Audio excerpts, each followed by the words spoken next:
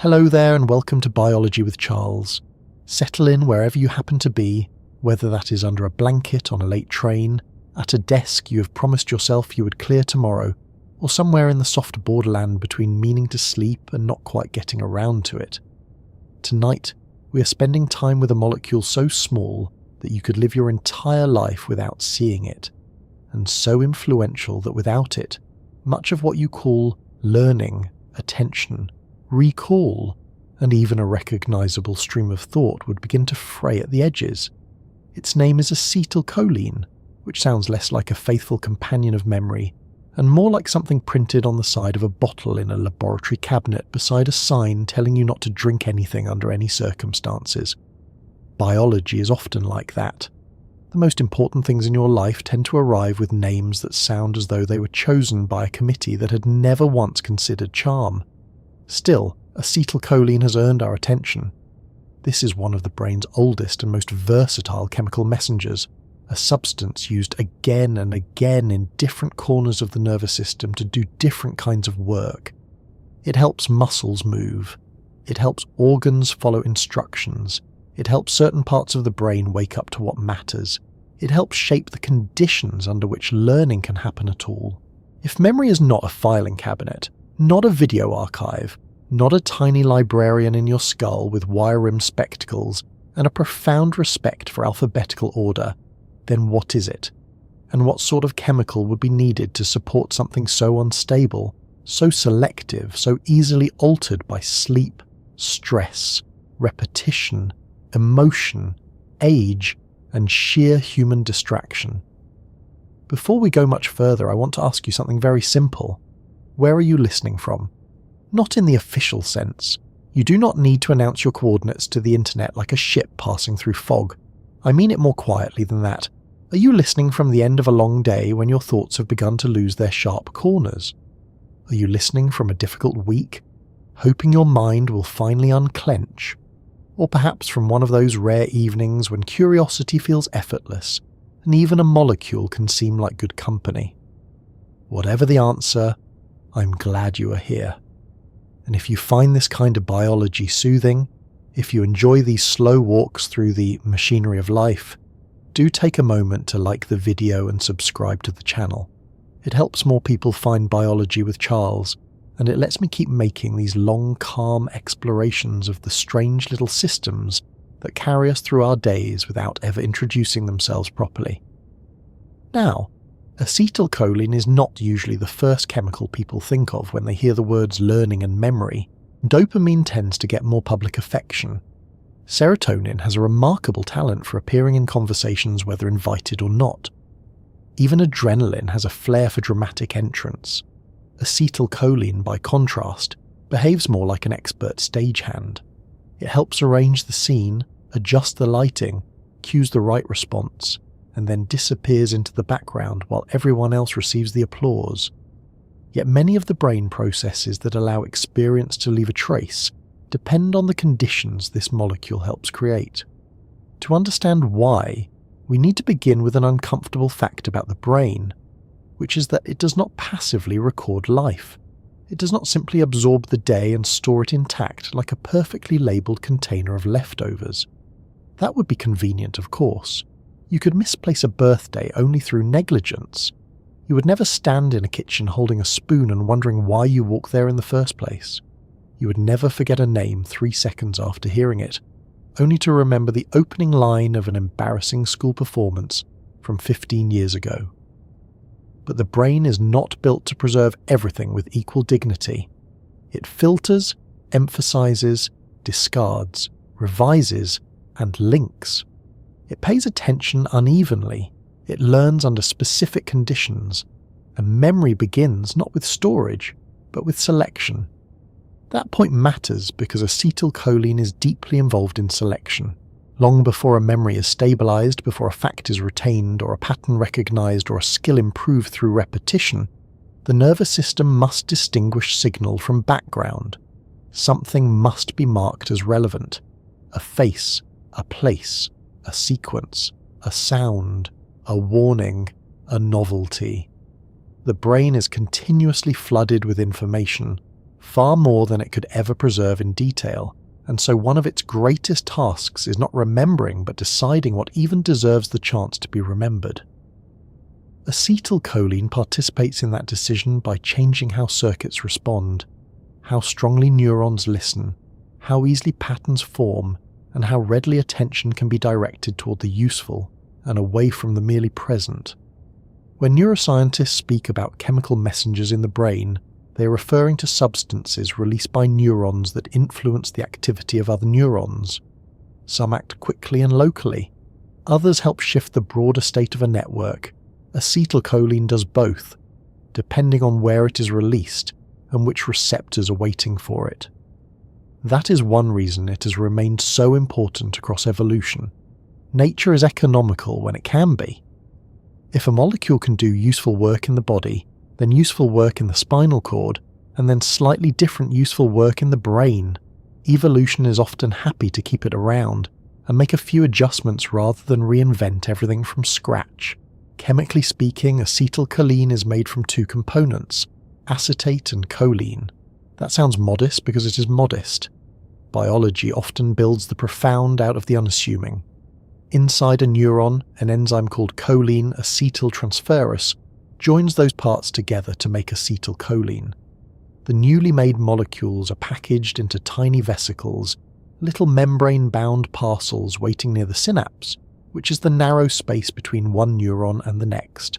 When an electrical signal arrives at the end of the neuron, those vesicles fuse with the membrane and release acetylcholine into the synaptic cleft. There, in a microscopic interval shorter than your patience with a slow website and smaller than anything your unaided eye will ever notice, acetylcholine crosses the gap and binds to receptors on another cell. That basic sequence is one of the great recurring events of nervous systems: release, binding, response. A message made chemical because chemicals are so good at reaching places electricity alone cannot elegantly manage. The receiving cell changes its behavior. It may become more likely to fire. It may become less likely depending on the receptor and the circuit. It may alter its sensitivity. It may shift its internal chemistry in ways that last longer than the signal itself. And then, crucially, the message must end. Acetylcholine is broken down in the synapse by an enzyme called acetylcholinesterase, one of those biological names that is brutally honest about function.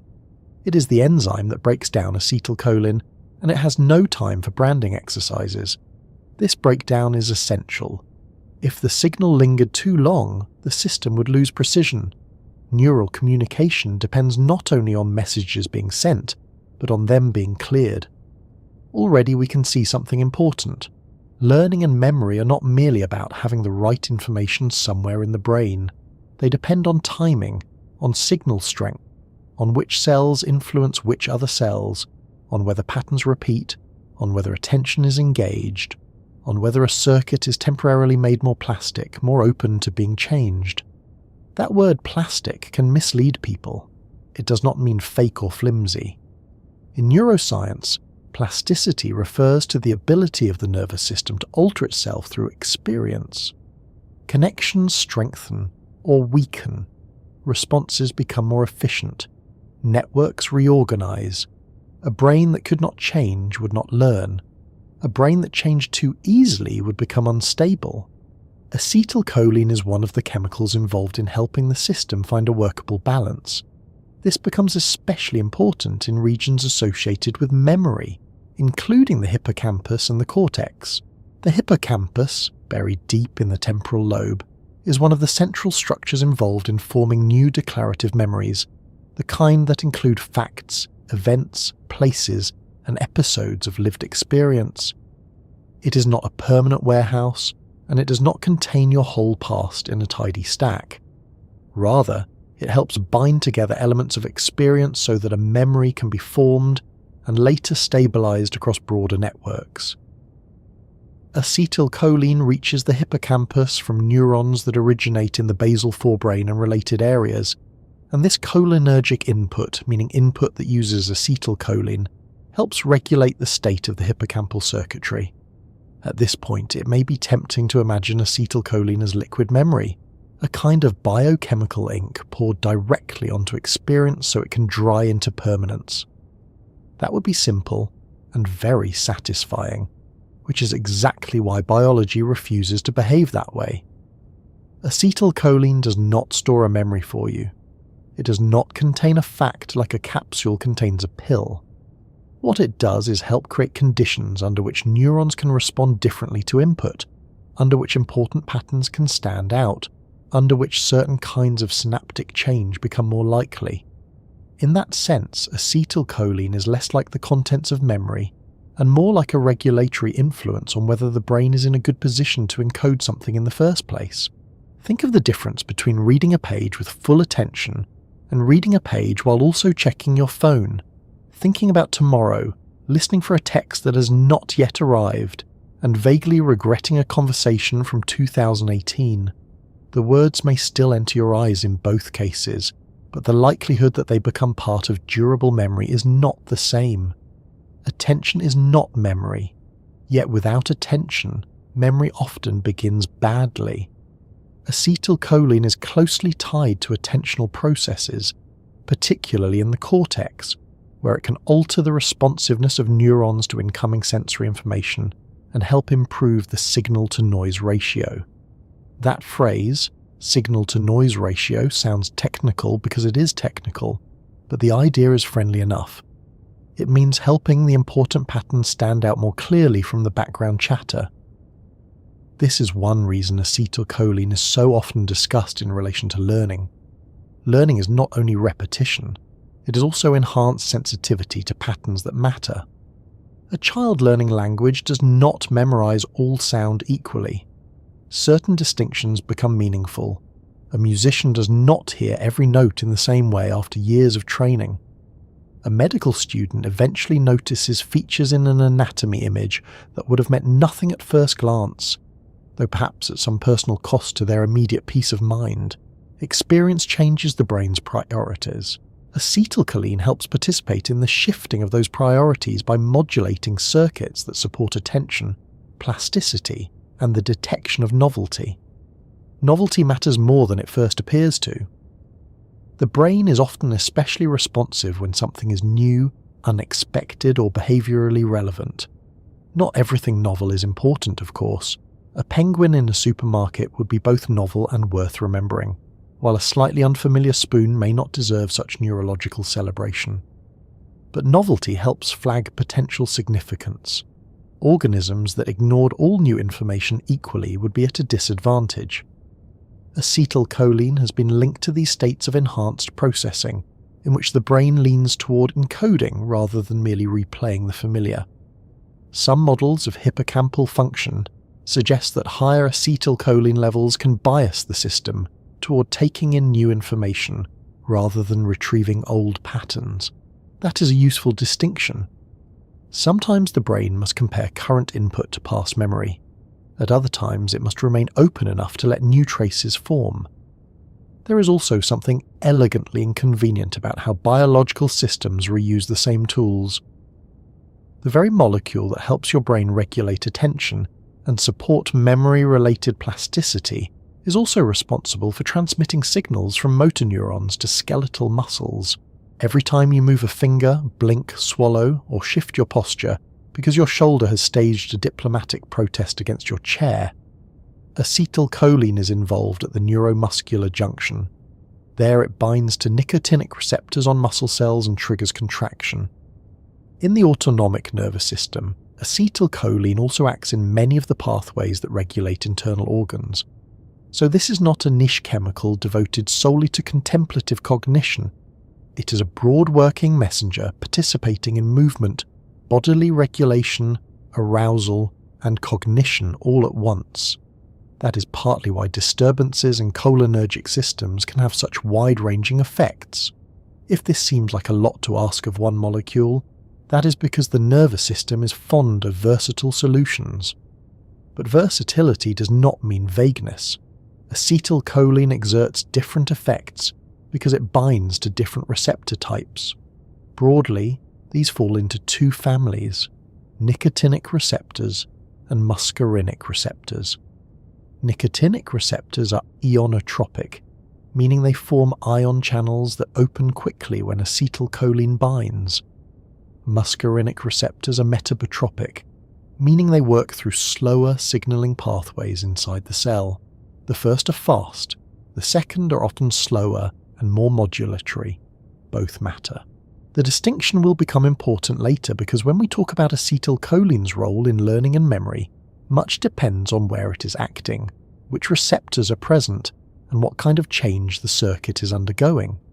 Even now, though, we can begin to see the central pattern.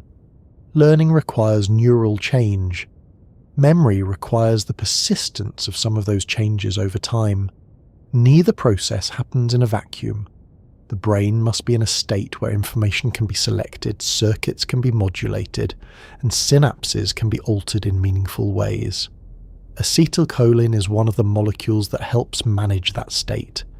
It is involved in arousal, not necessarily the dramatic kind, but the functional kind by which the brain becomes more ready to process. It is involved in attention, making relevant inputs more effective. It is involved in plasticity, helping patterns of activity leave stronger marks than they otherwise might. This also helps explain why acetylcholine is so central in discussions of aging and neurodegenerative disease. In Alzheimer's disease, for example, cholinergic neurons in the basal forebrain are among the systems that become compromised. This is not the whole story of the disease, not even close, but it is one important piece. Some of the medications used to treat symptoms of Alzheimer's aim to increase acetylcholine signaling by inhibiting acetylcholinesterase, the enzyme that breaks acetylcholine down. In other words, they help the available acetylcholine stay in the synapse longer. These treatments are not cures, and their effects are limited, but they reflect a real biological insight. When cholinergic signaling declines, attention and memory processes often suffer with it. Yet I do not want to rush us into disease too quickly, because to understand what is lost, it helps to understand what is ordinarily there. Most of the time, you do not feel acetylcholine doing its work. You do not sit down to remember a name and think, yes, I can sense a respectable amount of cholinergic modulation this evening. The molecule remains unseen while participating in the conditions that let a thought cohere or an impression linger. And perhaps that is why it is such a good subject for a long, quiet evening. It reminds us that our lives are held together by processes we rarely notice directly. Each memory, each acquired skill, each pattern recognized a little faster than before, rests on countless tiny events occurring below awareness. Consider what happens when you learn something genuinely new. At first it feels effortful. The pattern is faint. You must repeat it, attend to it, compare it to what you already know, fail at it a little, then return. Over time, if learning succeeds, what was once clumsy becomes easier. Some network in the nervous system has changed. Synapses have not simply turned on like lamps in a corridor. They have adjusted their probabilities, their sensitivities, their strength, their cooperation with neighbouring inputs. The architecture is still alive, dynamic, revisable. Acetylcholine is not the only molecule involved in that transformation, but it is one of the recurring participants, especially when the system needs to become alert to the possibility that this experience matters enough to change for. That is really the first thing worth carrying forward with us. Memory does not begin at the moment of recall. It begins much earlier, at the moment when experience first has a chance to alter the brain. And before even that, there is a quieter question. What determines whether the brain is prepared to be altered at all? What chemical conditions make one moment more teachable than another? Why does attention sharpen some impressions while others slide away almost instantly? Why do certain brain states favour encoding, while others favour routine, habit, or retrieval? To start answering that, we need to look more closely at the basic conversation between neurons themselves, because before acetylcholine can shape learning, it has to do the simpler and more ancient thing it has always done: cross a synapse, find a receptor, and persuade a cell to behave differently. If acetylcholine is going to help the brain learn anything at all, it first has to do something much simpler and much older. It has to carry a message from one cell to another without dropping it halfway across the gap. That may not sound glamorous. It is not the sort of thing that gets dramatic music in documentaries, but the whole nervous system depends on this basic act of delivery. A signal begins in one neuron, travels down its length, arrives at a tiny junction, and then, in a space so small it almost feels rude to call it a space, a chemical messenger takes over. This is where acetylcholine enters the story not as a vague symbol of memory, but as an actual working molecule doing an actual job. Neurons, for all their mystique, are cells. Very specialised cells, certainly, and cells with the slightly alarming habit of talking in electrical pulses, but cells all the same. A typical neuron has branching dendrites that receive input, a cell body that handles the usual business of staying alive, and a long extension called an axon that carries a signal away toward its target. Some axons are very short, others are remarkably long. Your body is quite comfortable sending messages across impressive distances when it has to. What matters is that the signal moving along the axon is electrical. It is a change in the voltage across the neuronal membrane, produced by ions moving in and out through channels. That travelling change is called an action potential, which sounds rather heroic for something that, in practice, happens constantly and without applause. An action potential begins when a neuron is pushed past a threshold. Enough excitatory input arrives, the membrane depolarizes, voltage-gated sodium channels open, sodium ions rush in, and the membrane potential rises sharply. Then potassium channels help restore the balance, the signal moves onward, and the wave continues down the axon. It is a reliable system, wonderfully suited to long-distance transmission. Electrical signals move quickly. They do not need to stop and wonder whether they are in the mood. Once triggered, the action potential follows its pattern with remarkable discipline. But electricity alone is not enough. Neurons are not generally fused directly together in one continuous wire. They are separated by synapses, and at most synapses the message must change form to continue. That change of form is one of the cleverest compromises in biology. The nervous system uses electricity for speed within a neuron, then chemistry for flexibility between neurons. At the end of the axon, in a structure called the axon terminal, the incoming electrical signal causes voltage-gated calcium channels to open. Calcium ions, which the cell has kept at low levels inside relative to the outside, rush into the terminal, and calcium, in this setting, is not there as decoration, it is the trigger. Its arrival tells little membrane-bound vesicles filled with neurotransmitter that it is time to move. They dock, fuse with the membrane, and release their contents into the synaptic cleft. If you picture this as a solemn biological ritual, that is fair enough, though it happens with the speed and frequency of something far too busy for ceremony. The vesicles do not drift lazily into place like boats at sunset. They respond with exquisite timing. Proteins on their surfaces interact with proteins on the membrane. Calcium helps set off the sequence. Fusion occurs, neurotransmitter spills into the gap. In the case we are interested in tonight, that neurotransmitter is acetylcholine. Acetylcholine itself is not an especially large or glamorous molecule. Biology is full of this kind of disappointment if you come to it expecting majestic substances with names like starlightin or memriose.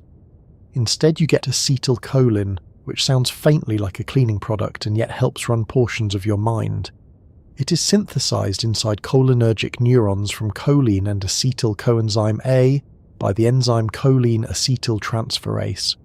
Once made, it is packaged into vesicles by a transporter, held ready near release sites, and deployed when the electrical signal arrives.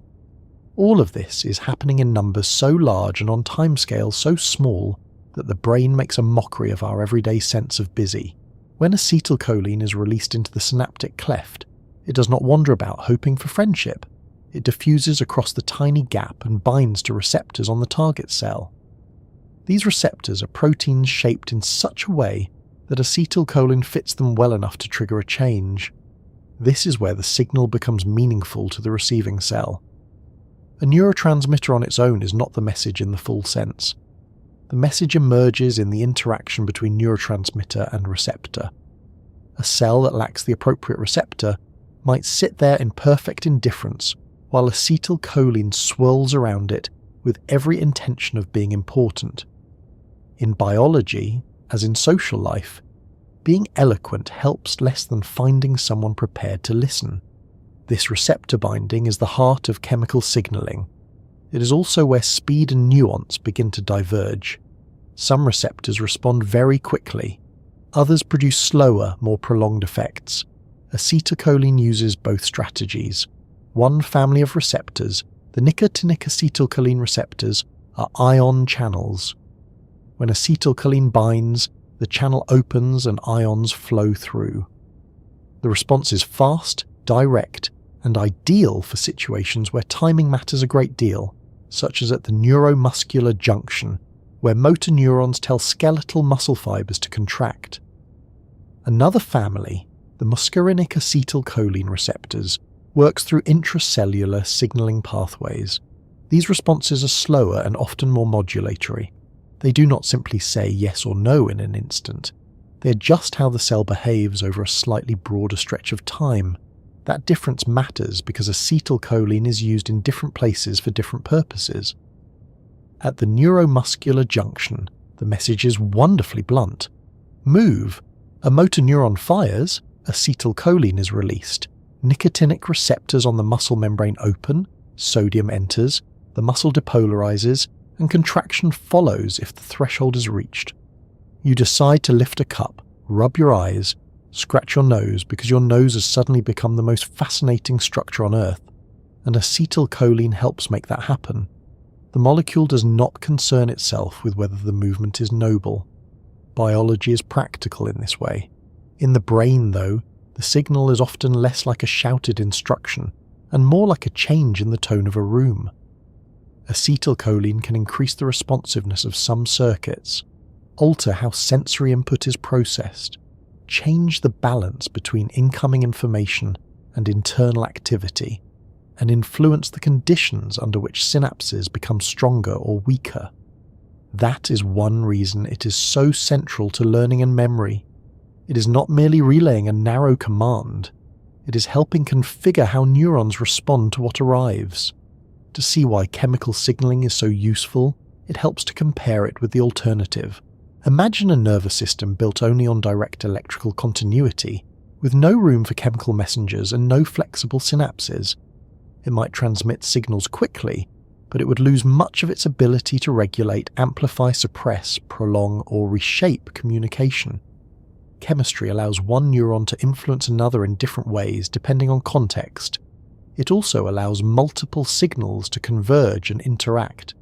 A neuron may receive thousands of synaptic inputs, some excitatory, some inhibitory, some fast, some slow, some linked to the immediate environment, others related to internal state. The cell integrates all of that and decides whether to fire. Acetylcholine participates in that larger economy of influence. Now, it is worth pausing over the word synapse, because it tends to be used so casually in popular science that it can start sounding like a decorative term rather than an actual structure. A synapse is the point of communication between cells. In a chemical synapse, there is a presynaptic side that releases neurotransmitter, a postsynaptic side that contains receptors, and between them a tiny extracellular gap. This arrangement creates both a separation and a connection. The cells are not continuous, yet they are linked through repeated, highly organized events of release and reception. The gap is essential. It means the signal must be translated. And once translation becomes part of the process, regulation becomes possible. That regulation begins even before acetylcholine is released. The neuron must make the molecule, package it, transport vesicles into place, maintain the ionic gradients required for electrical firing, and keep the release machinery ready. None of this is free. Neurons are metabolically expensive cells, They spend enormous amounts of energy maintaining membrane potentials, recycling neurotransmitters, and preserving the delicate chemistry that lets them respond quickly. Your brain, despite making up only a small fraction of your body weight, consumes an impressive share of your energy budget. It is, among other things, a very expensive conversation.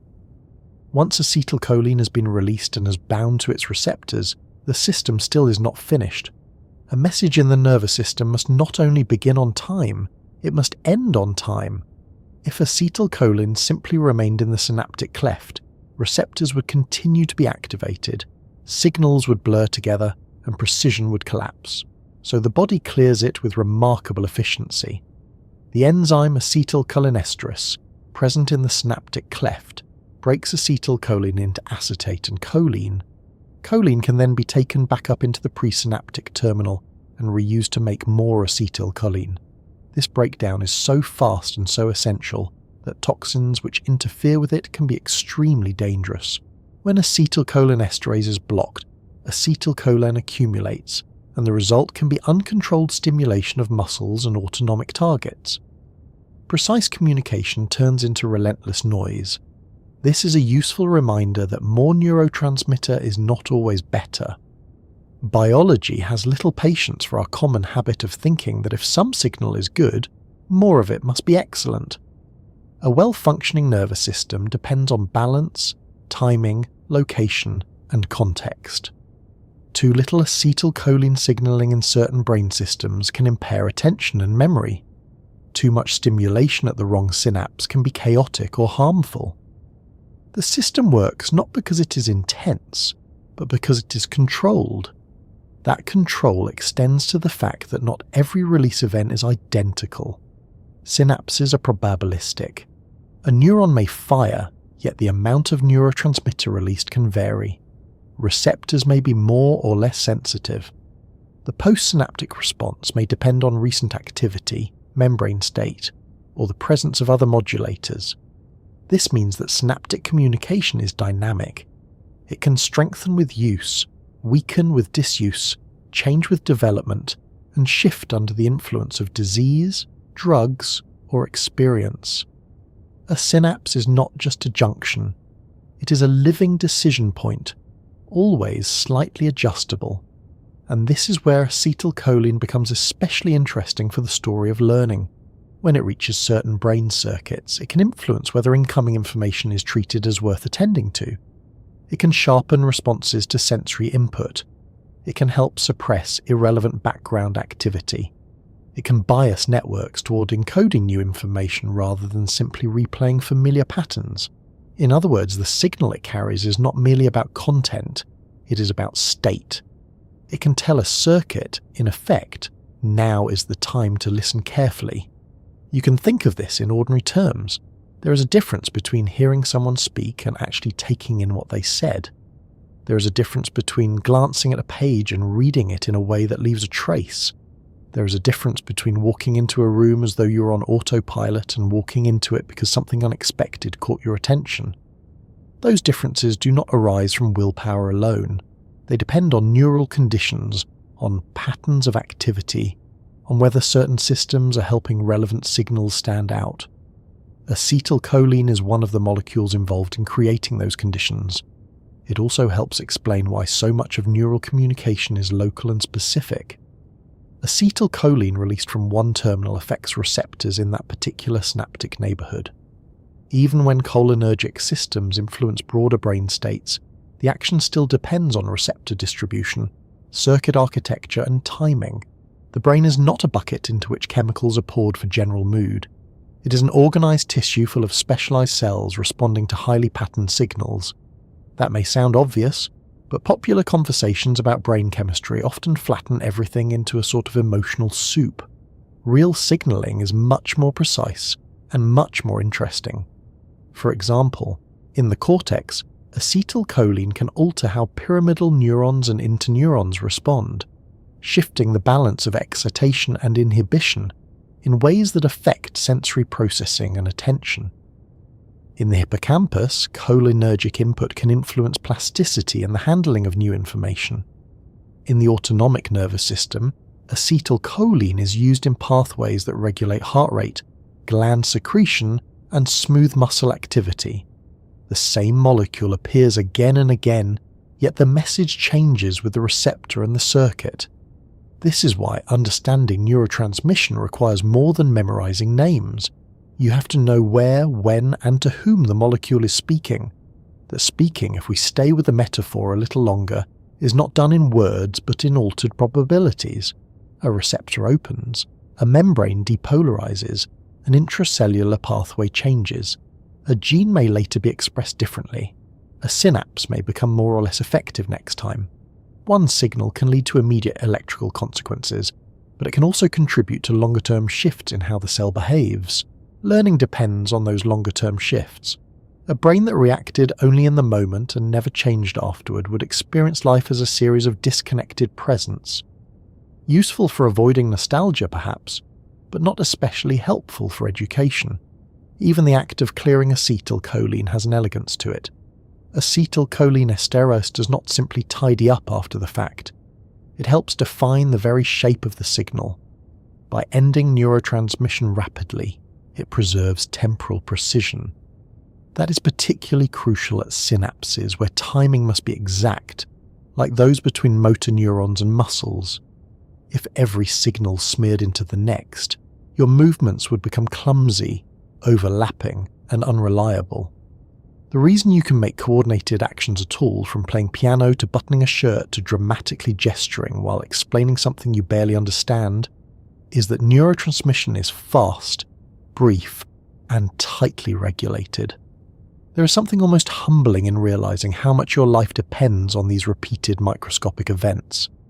Every remembered route, every practiced skill, every reflexive movement, every moment of attention rests on countless synapses releasing neurotransmitters and countless receptors responding.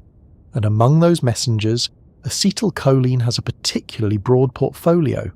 It helps skeletal muscles contract, helps autonomic pathways regulate the body, and helps brain circuits enter states where learning becomes more possible. It is not the whole story of cognition. No single molecule ever is. But it is one of the reasons the story can proceed at all. So when we say that acetylcholine carries a signal, we mean something very concrete. A neuron synthesizes it, stores it, releases it when an action potential arrives, and sends it across a synaptic cleft.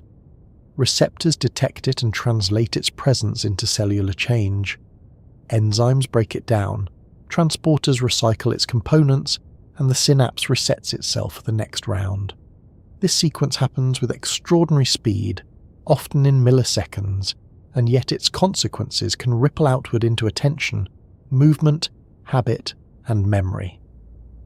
The next step is to look more closely at those receptors themselves, because this is where the same chemical begins to produce very different effects. A fast receptor can turn acetylcholine into a quick electrical response. A slower receptor can turn it into a more gradual shift in cellular behavior. One opens a channel almost immediately. Another starts a signaling cascade that can reshape how the neuron responds for longer. And once you begin to see those receptors not as passive docking sites, but as living gates with different rules, the conversation between neurons becomes much richer and much more revealing of how a small molecule can influence something as large as a life remembered. When a neuron releases acetylcholine, the story is not complete. In a sense, it has barely started. A chemical message drifting across a synapse is only potential. It becomes meaningful only when something on the other side is built to receive it. This is one of the great rules of biology. A signal does not exist in isolation. It depends on a listener. And in the nervous system, those listeners are receptors, proteins embedded in cell membranes, each with its own structure, timing, and way of changing the behavior of the cell that carries it. If acetylcholine is the key, then receptors are the locks, though like most biological locks they are less tidy, more temperamental, and much more alive than the metaphor first suggests. It is tempting to imagine receptors as simple slots waiting patiently for the right molecule to arrive, like keyholes in a row of polite little doors. The reality is more interesting. Receptors are not passive openings. They are active molecular machines. They are shaped by evolution, built from proteins folded into exact arrangements and linked to a set of consequences inside the cell. When acetylcholine binds to one receptor, the result may be a rapid electrical change. When it binds to another, the result may be slower, more distributed and longer lasting. One receptor may help a muscle contract almost immediately. Another may help a cortical circuit shift into a more attentive state. The molecule is the same. The meaning depends on the receptor. This is why it is never enough to say that acetylcholine improves memory, or sharpens attention, or makes a muscle contract, as though the molecule itself carries a single plain message written on a banner. Acetylcholine is more like a word whose meaning changes with context. In one place, it means now. In another, it means prepare. In another, it means adjust your sensitivity. In yet another, it means change the way you respond to the next signal that comes in. The nervous system gets remarkable mileage out of this arrangement, because instead of inventing a completely new messenger for every function, it uses receptor diversity to turn one messenger into many kinds of instructions. There are two broad families of acetylcholine receptors, and almost everything important about cholinergic signaling begins with that split. The first family is the nicotinic acetylcholine receptors. The second is the muscarinic acetylcholine receptors. The names sound as though they came from a peculiar dinner party, and in a way they did come from pharmacology, where early scientists noticed that certain substances mimicked acetylcholine at different receptor sites. Nicotine activates one family. Muscarine, a compound found in certain mushrooms, activates the other. Biology is often explained through the habits of toxins, plants, and things that would make a poor lunch. Nicotinic receptors are ionotropic receptors. That means they are ion channels. When acetylcholine binds to them, the receptor changes shape and opens a pore through which ions can pass. The result is fast, very fast. This kind of receptor is ideal for communication that needs to happen on a timescale of milliseconds. At the neuromuscular junction, where a motor neuron tells a skeletal muscle fiber to contract, nicotinic receptors are exactly the right tool. Acetylcholine is released, it binds, the channel opens, sodium flows inward, the membrane depolarizes, and if the threshold is reached, the muscle fires its own electrical response and contracts. This is not a reflective process.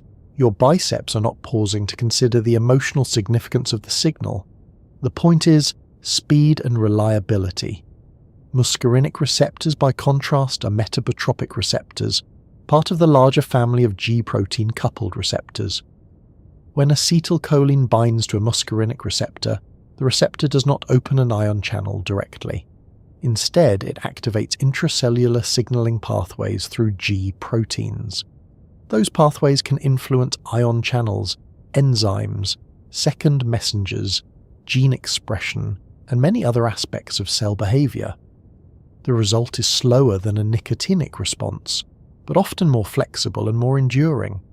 If nicotinic receptors are like a light switch turned on instantly, muscarinic receptors are more like a set of instructions sent into the building's control room. The effect may take longer, but it can alter the whole atmosphere. This distinction is essential if you want to understand how acetylcholine participates in both movement and cognition. Fast ionotropic signaling is perfect when a message has to produce a direct response now. Slower modulatory signaling is better when a system needs to be tuned, biased, sensitized, or reorganized over a broader stretch of time. The nervous system uses both because living organisms need both. You need to move your hand away from a hot object without philosophical delay, and you also need your brain to shift into states where learning, attention, and memory formation become more likely. Let us stay with nicotinic receptors for a moment, because they are often the easier family to picture. Structurally, these receptors are made of multiple subunits arranged around a central pore. When acetylcholine binds to specific sites on the receptor, the protein changes shape and the pore opens. Positively charged ions move through, usually causing depolarization of the postsynaptic membrane. At the neuromuscular junction, the nicotinic receptor is so effective at converting chemical signal into electrical response that it becomes one of the cleanest examples of synaptic transmission in the body.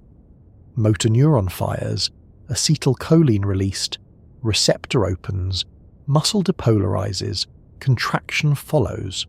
It is almost satisfying enough to make one forget how complicated everything else usually is. But nicotinic receptors are not limited to muscles. They are also found in autonomic ganglia and in the brain. In autonomic ganglia, they help relay signals between preganglionic neurons and postganglionic neurons, making them important in the transmission of commands through the autonomic nervous system. In the brain, nicotinic receptors contribute to arousal, attention, neurotransmitter release, and synaptic modulation. Some presynaptic nicotinic receptors can increase the release of other neurotransmitters, which means acetylcholine can influence a circuit not only by acting directly on a postsynaptic cell, but also by shaping the chemical environment more broadly. Even a supposedly simple fast receptor turns out to have a wider social life than expected. The brain's nicotinic receptors come in different subunit combinations, and those combinations matter. Different receptor assemblies have different properties. They may open with different probabilities, desensitize at different rates, conduct ions differently, or appear in different brain regions. Some are especially permeable to calcium, which is important because calcium entering a neuron can trigger many downstream changes, including effects on synaptic plasticity. So even within the nicotinic family, there is no single standard response. There is a range of receptor types, each contributing its own version of what it means to hear acetylcholine. Desensitization is worth pausing over because it reveals something subtle about receptors. A receptor is not just on or off. If it is exposed to a neurotransmitter or drug for too long, it can become less responsive even while the ligand remains present. This is one reason timing matters so much in signaling. Brief, well-timed activation can produce a clear effect. Prolonged exposure can change the receptor's behavior.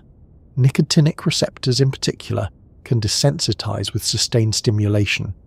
That has implications not only for normal physiology, but also for the effects of nicotine exposure, which can alter receptor number and responsiveness over time. The nervous system is always adjusting, and receptors are part of that adjustment. Muscarinic receptors open a rather different world. There are 5 main muscarinic receptor subtypes, usually called M1 through M5. That naming system is not poetic, but it is at least honest. These subtypes are distributed differently across tissues, and use different intracellular pathways. Some tend to excite cells indirectly, others tend to inhibit. Some are especially important in the brain, others play major roles in the heart, smooth muscle, or glands. Again, one molecule, many meanings, depending on who hears it. M1 receptors are heavily expressed in parts of the brain involved in cognition, including the cortex and hippocampus. They are generally associated with excitatory modulatory effects and have been strongly linked to learning, attention, and memory-related processing. When people speak about acetylcholine's role in cognition, M1 receptors are often somewhere near the center of the conversation. They do not carry a rapid signal in the way nicotinic receptors do, but they help alter the excitability of neurons and the conditions under which synaptic plasticity can occur. That matters enormously for learning, because learning is not only about transmission, it is about whether repeated patterns of activity can leave lasting changes behind. M2 receptors often serve inhibitory or regulatory roles, and are found both in the brain and in the peripheral nervous system. In the heart, muscarinic signaling helps slow the heart rate. In cholinergic neurons themselves, some M2 receptors act as autoreceptors, meaning they help regulate further release of acetylcholine. This is one of biology's favourite habits, building breaks into the system. If a neuron releases neurotransmitter, part of the signal may feed back to tell it to moderate what it is doing. It is difficult to overstate how often life depends on inhibition. Excitement gets the headlines, but control keeps things functioning. M3 receptors are particularly important in smooth muscle and glands, helping regulate contraction and secretion. They matter less for our immediate story about memory, though they remind us that acetylcholine is not a niche brain chemical, living in splendid isolation from the rest of the body. M4 and M5 receptors have their own distributions and roles, including functions within central circuits that are still the subject of active research. The point is not to memorize every subtype as though preparing for a faintly vindictive exam. The point is to see that the cholinergic system achieves its versatility through receptor diversity. Once you appreciate that, many features of nervous system function become clearer. Acetylcholine does not simply stimulate the brain in some general way. It changes the behavior of particular circuits because particular receptors are present in particular places. A cortical interneuron expressing one receptor profile may respond differently from a pyramidal neuron expressing another. A hippocampal synapse may become more plastic under one cholinergic condition and less under another. A muscle cell may interpret acetylcholine as an immediate command to contract, while a gland interprets it as a signal to secrete, and a cortical neuron interprets it as a shift in how strongly it should respond to incoming sensory input. The meaning is relational.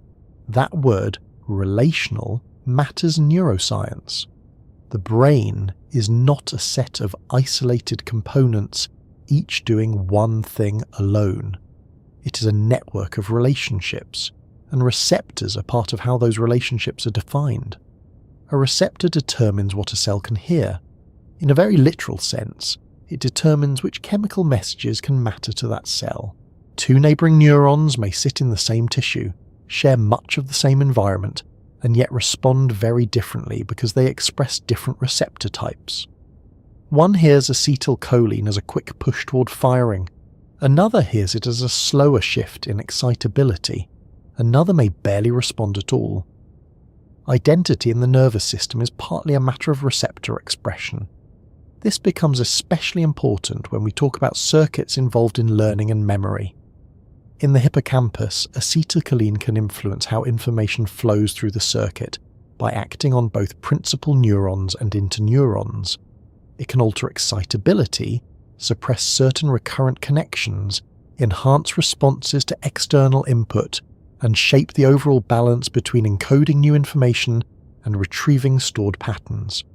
That is a great deal of work for one neurotransmitter, but again, it is possible because receptors allow the same molecule to have distinct effects in different cellular contexts. The cortex shows something similar. Cholinergic input from the basal forebrain reaches wide regions of cortex and can influence attention, sensory processing, and plasticity.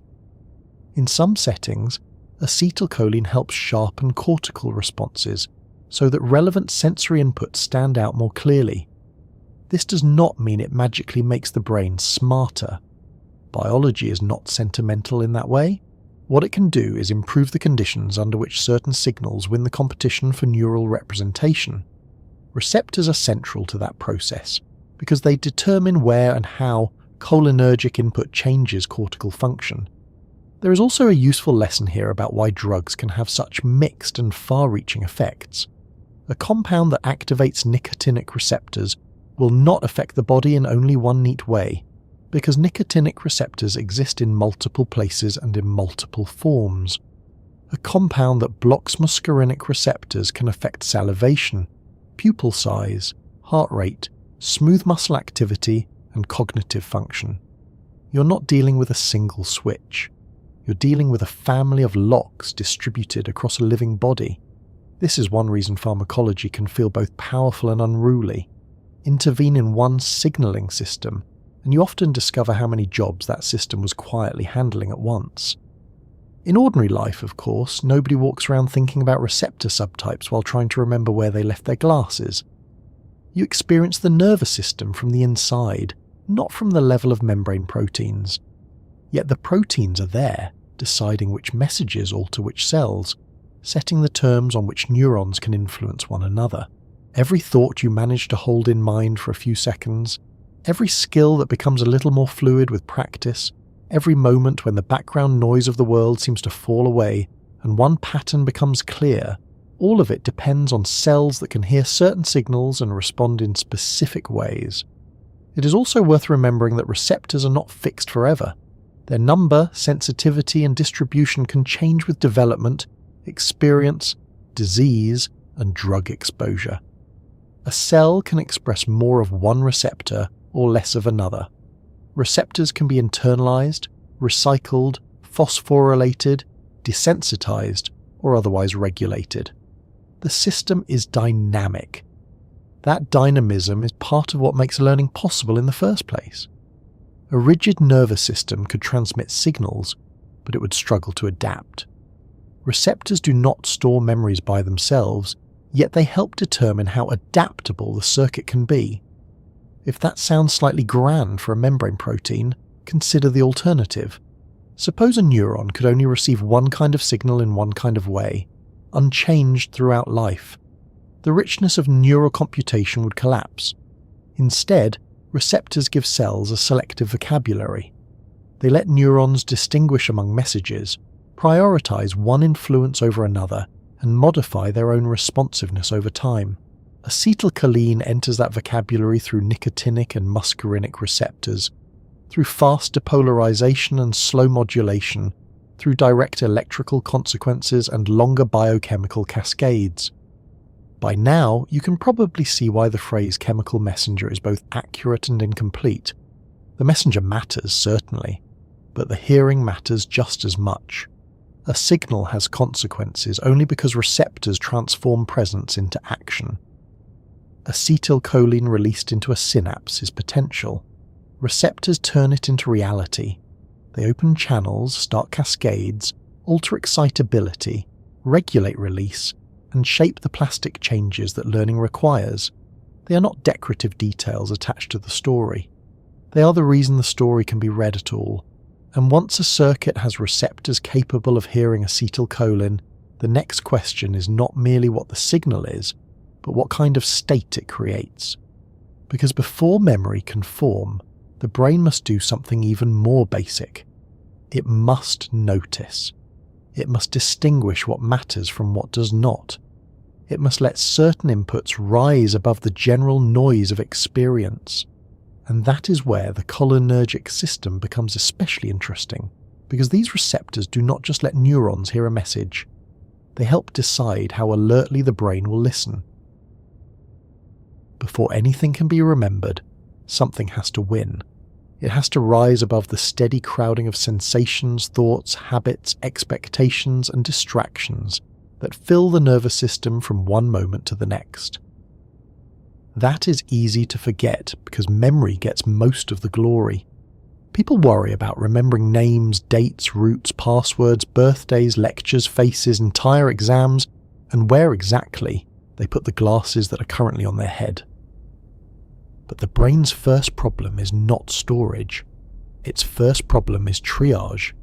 Out of all the information arriving from the senses, all the internal noise generated by ongoing thought, all the old patterns trying to predict what comes next, something has to be selected as important enough to process more deeply. Attention is the name we give to that selection when we experience it from the inside, though inside the brain it is less like a spotlight controlled by a tiny stage manager and more like a shifting set of biases that make certain signals stronger, clearer, and harder to ignore. This is why attention comes before memory. Not morally before, as though one is more deserving, and not always strictly in a clean sequence, because biology dislikes tidy diagrams once you start looking too closely.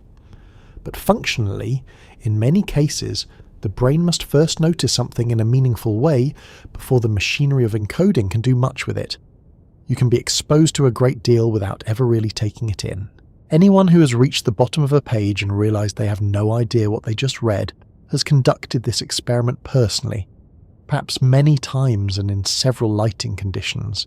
The eyes moved. The words were present. Visual signals certainly entered the nervous system. But attention was thin, scattered, claimed by something else. And because of that, memory had very little to work with. This is not because the brain is lazy. It is because the world contains far too much information to be handled equally. At every moment, photons strike the retina, sounds ripple through the ear, pressure receptors signal contact, internal organs report their status. Old memories are reactivated, predictions are generated, movements are planned, emotions shift, and random thoughts appear with all the discipline of birds on a power line. If the brain tried to represent every available signal in full detail and store all of it with equal care, it would not become wonderfully informed. It would become unusably overloaded. A nervous system survives not by honouring every detail equally, but by sorting. This matters. This can wait. This is familiar. This is new. This is likely irrelevant. This may be useful. This might be dangerous. This deserves deeper processing right now. Acetylcholine is deeply involved in helping the brain enter the sort of state where that sorting can happen well. It does not invent attention by itself, because no single molecule gets that much authority in a system this large. But it contributes to the regulation of cortical and hippocampal circuits in ways that improve the handling of relevant information. One of the most important things acetylcholine can do is alter the signal-to-noise ratio in neural processing. That phrase sounds colder than the experience it describes. In practice, it means helping a meaningful pattern stand out against background activity. If you're trying to hear one voice in a crowded room, or detect a slight difference between two similar visual patterns, or keep your mind fixed on a sentence while other thoughts attempt a small riot in the background, the brain benefits from mechanisms that strengthen the useful signal and suppress some of the competing noise. Cholinergic signaling is one of those mechanisms. To see why, it helps to be precise about what attention is and what it is not. Attention is not identical to consciousness, though the two overlap.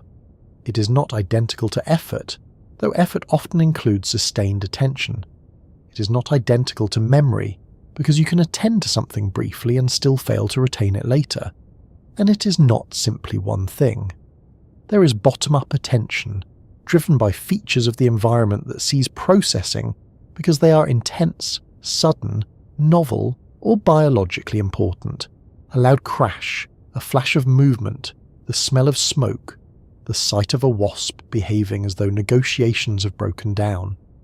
Then there is top-down attention, guided more by goals, expectations, and current tasks. Looking for your keys on a cluttered table, listening for your name in a list, trying to follow a train of thought while your phone conducts its own campaign for relevance. The brain uses both. One pulls you toward what stands out, the other helps you stay with what matters even when it does not shout. Memory depends on both kinds more than people usually realize.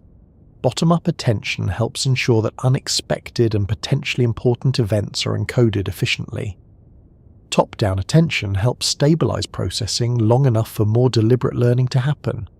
If you're studying anatomy, practicing a language, learning a melody, or trying to understand why a small molecule can influence so much of mental life, you rely heavily on sustained goal-directed attention. The information must be held in a favored state, revisited, linked, and rehearsed. Without that, encoding becomes shallow. The material brushes past the brain without making much of a mark. This is why selective attention is such a central part of cognition. The brain does not passively absorb experience and later decide what to keep. The act of selection begins earlier, in sensory cortex, in association areas, in thalamocortical interactions, in frontoparietal networks. The competition among signals is already underway. Neurons respond more strongly to some inputs than to others. Certain representations are amplified, others are inhibited.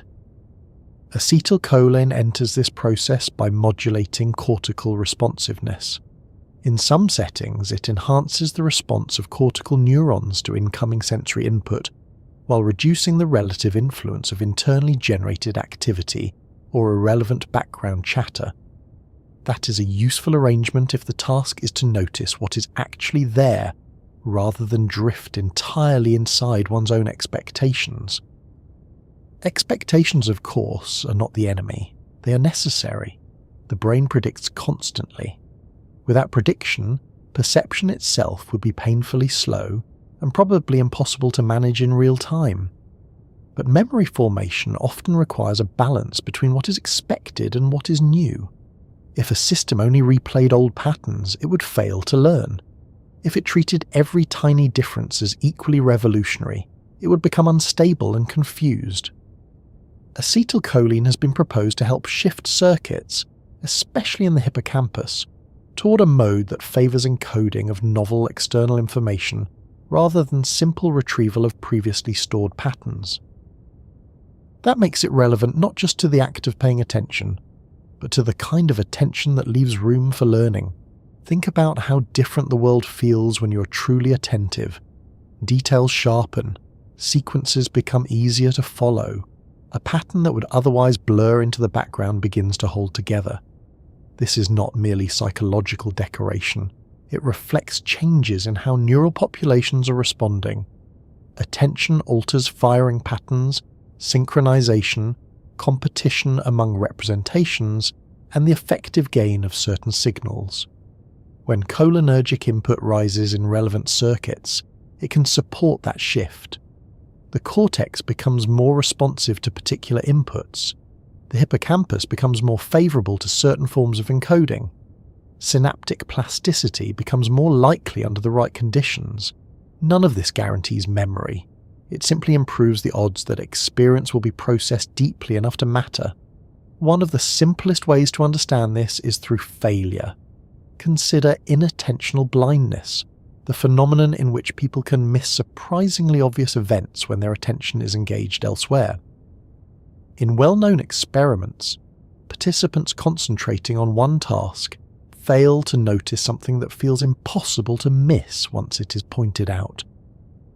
This is not because their eyes were closed, nor because the visual system received no signal. The information reached the brain at some level. What failed was the allocation of attention sufficient for conscious report and durable encoding. The event did not win the competition. It passed through a system busy doing something else. We often imagine that seeing automatically creates memory. In practice, it often does not. The same principle applies in more ordinary forms to everyday forgetfulness. You misplace an object not because your brain has collapsed into chaos, but because you never encoded the act of setting it down with enough depth to retrieve it later. The action was wrapped in distraction, routine, or divided attention. Your hand placed the keys somewhere while your mind was already halfway into the next task. Since attention was minimal, the memory trace was weak. Later, when you search for the moment of placement, there is little there. The event did not receive sufficient priority. Memory was not betrayed. It was underfunded from the beginning. There is also an important difference between familiarity and recollection, and attention influences both. A faint sense that something has been seen before can arise from different processing than the vivid recall of where and when it occurred. Deeper, more organized attention at the time of encoding often supports richer, later retrieval. Instead of merely producing a thin impression, it helps bind features together. The setting, the sequence, the context, the meaning. The hippocampus is especially important in this binding process, but it does not operate in isolation. It depends on what the cortex delivers, how strongly information is represented, and whether the system is in a state favourable to encoding. Acetylcholine, by shaping those states, becomes part of the reason some experiences remain skeletal, while others acquire structure. Working memory sits in an interesting position here. It is not the same as long-term memory, but it serves as a kind of temporary workspace where information can be held, manipulated, and linked to goals. Attention and working memory are tightly connected. To keep something active in mind, especially in the presence of distraction, attention often has to be directed toward it repeatedly or sustained upon it. Cholinergic systems, along with other modulatory systems, contribute to the cortical conditions that support such maintenance. If attention drifts too easily, working memory degrades. If working memory degrades, the chances of successful longer-term encoding often fall with it. A thought has to remain available long enough to be processed, compared, connected, and strengthened. This is one reason multitasking is so often a disappointment disguised as competence.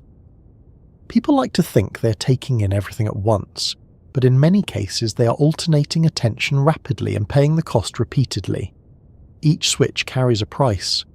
Context must be re-established. Goal representations must be refreshed. Competing stimuli must be suppressed again. What feels like efficiency is often just accelerated fragmentation. Memory suffers because encoding thrives on coherent processing, not merely on exposure. Acetylcholine can support attentive processing, but it cannot repeal the basic limitations of a finite nervous system. If you divide the brain's resources too aggressively, the traces left behind are often thinner.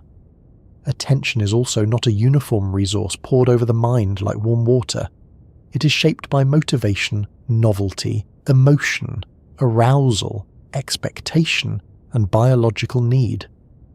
Emotional salience can make certain events much more likely to be remembered, partly because emotionally significant experiences recruit additional neuromodulatory systems such as noradrenaline and stress-related hormones. Yet even here, acetylcholine remains relevant because it helps regulate sensory and cortical processing under states of alert engagement. In other words, emotionally meaningful things are often remembered not only because they matter, but because the brain enters a condition in which it notices them intensely. The nervous system does not wait politely for later reflection to decide whether an event was important.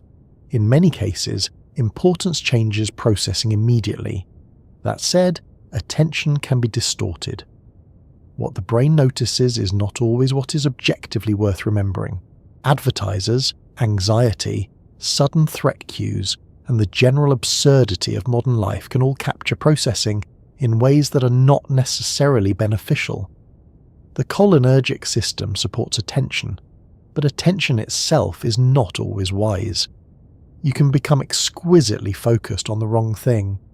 You can spend 10 minutes looking for your glasses while internally replaying a minor social error from 7 years ago with the concentration of a forensic analyst. The brain's selection systems evolved to prioritize relevance, but relevance is always interpreted through current state, context, learning history, and immediate goals. This makes attention powerful, but not infallible. In the cortex, acetylcholine influences this selection partly by modulating both excitatory neurons and inhibitory interneurons. By changing the balance of cortical activity, it can sharpen responses to sensory input and reduce some forms of background interference. This is not the same as simply turning the volume up everywhere. In fact, one of the useful features of cholinergic modulation is that it can help improve discrimination. Signals become not just stronger, but cleaner relative to noise. In practical terms, this helps the brain notice distinctions. It supports the act of resolving one pattern from another, one voice from many, one relevant stimulus from a field of distractions. Distinction is the first step toward useful representation, and useful representation is the first step toward many kinds of memory. The hippocampus adds another layer. This structure is heavily involved in forming new declarative memories, and it depends on input patterns that must be encoded rather than merely recognized. Acetylcholine in the hippocampus is thought to help bias the system toward processing current external input, especially when novelty is present. Under those conditions, recurrent retrieval of existing patterns may be dampened relative to the encoding of incoming information. This is important because a memory system must solve a tricky problem. It has to use past knowledge to interpret the present without letting past knowledge completely overwrite the present. If every new experience were forced too quickly into an old template, learning would become rigid. A cholinergic shift toward attentive encoding helps preserve the possibility that something genuinely new is happening. Notice how often novelty appears in this story, not because the brain worships novelty for its own sake, but because new information is one of the clearest cases where attention and memory need to collaborate. A familiar environment can often be handled with low attentional cost. Habits take over, predictions run smoothly. That is efficient, and much of life depends on it. But when something changes, when an unexpected pattern appears, the nervous system benefits from mechanisms that increase sensitivity and promote encoding. Acetylcholine is part of that shift from routine to engaged processing. It helps move the brain from coast mode to notice this. This does not mean that only novelty is remembered. Repetition matters enormously, especially in education and skill learning. But repetition works best when attention is not entirely absent. Practice strengthens memory because each pass through the material can refine the representation, stabilize associations, and support plasticity. Yet dull repetition under heavy distraction often produces much less than people hope. The difference between mechanical exposure and genuine learning is often the difference between merely being present and actually attending. The cholinergic system supports the latter by making relevant input more effective and by helping establish conditions in which synapses are more ready to change. Even sleep, which we often associate more with consolidation than attention, depends on this prior selection. During waking, attention helps determine what gets encoded strongly enough to be worth consolidating later.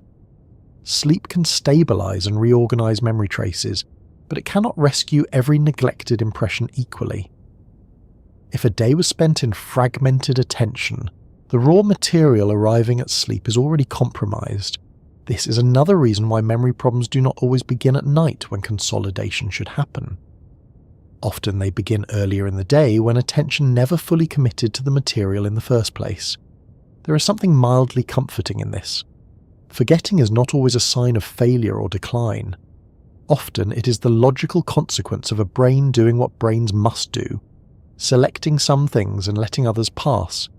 You were never meant to remember the exact arrangement of every cup you have ever seen on a table, the precise wording of every overheard conversation, or the detailed sequence of every ordinary walk from one room to another. The system preserves what seems likely to matter, and even that only under favourable conditions. Memory is selective because life is crowded. What acetylcholine contributes is not a guarantee that selection will be perfect, but a biochemical support for noticing. It helps tune the circuits that say this signal deserves stronger processing, this pattern should stand out, this incoming information may be more important than the ongoing internal chatter. That is why attention before memory is not merely a slogan, it is a principle of neural economy. The brain must first allocate processing power before it can invest in lasting change. And once a signal has been noticed clearly enough, once attention has given it more than a passing glance, the next question becomes how that fleeting pattern begins to alter the tissue itself. At what point does a moment stop being only an event and start becoming a trace? How does a selected signal start changing the connections between neurons so that learning has, in the most literal sense, begun? A signal has been noticed. It has risen out of the background, won a little more processing time, gathered enough neural interest not to disappear immediately, and now the real question begins. How does experience, which arrives as a pattern of activity in living cells, start to leave an actual mark? Not a metaphorical mark, not a poetic impression floating somewhere in the spirit of the brain, but a physical change in tissue. Because learning, however personal it feels from the inside, is not a ghostly event. It is biological. Something in the nervous system becomes different after experience than it was before. The difference may be tiny at first. It may involve altered receptor sensitivity, changes in neurotransmitter release, modifications in ion channel behavior, adjustments in gene expression, or the strengthening and weakening of synapses. However it happens, learning requires that the brain be changed by what has passed through it. Otherwise, every lesson would vanish as completely as a footprint made on flowing water. This is where acetylcholine becomes especially interesting, because its role is not to store a fact the way ink stores words on paper. Biology does not work with neat symbolic marks in that sense.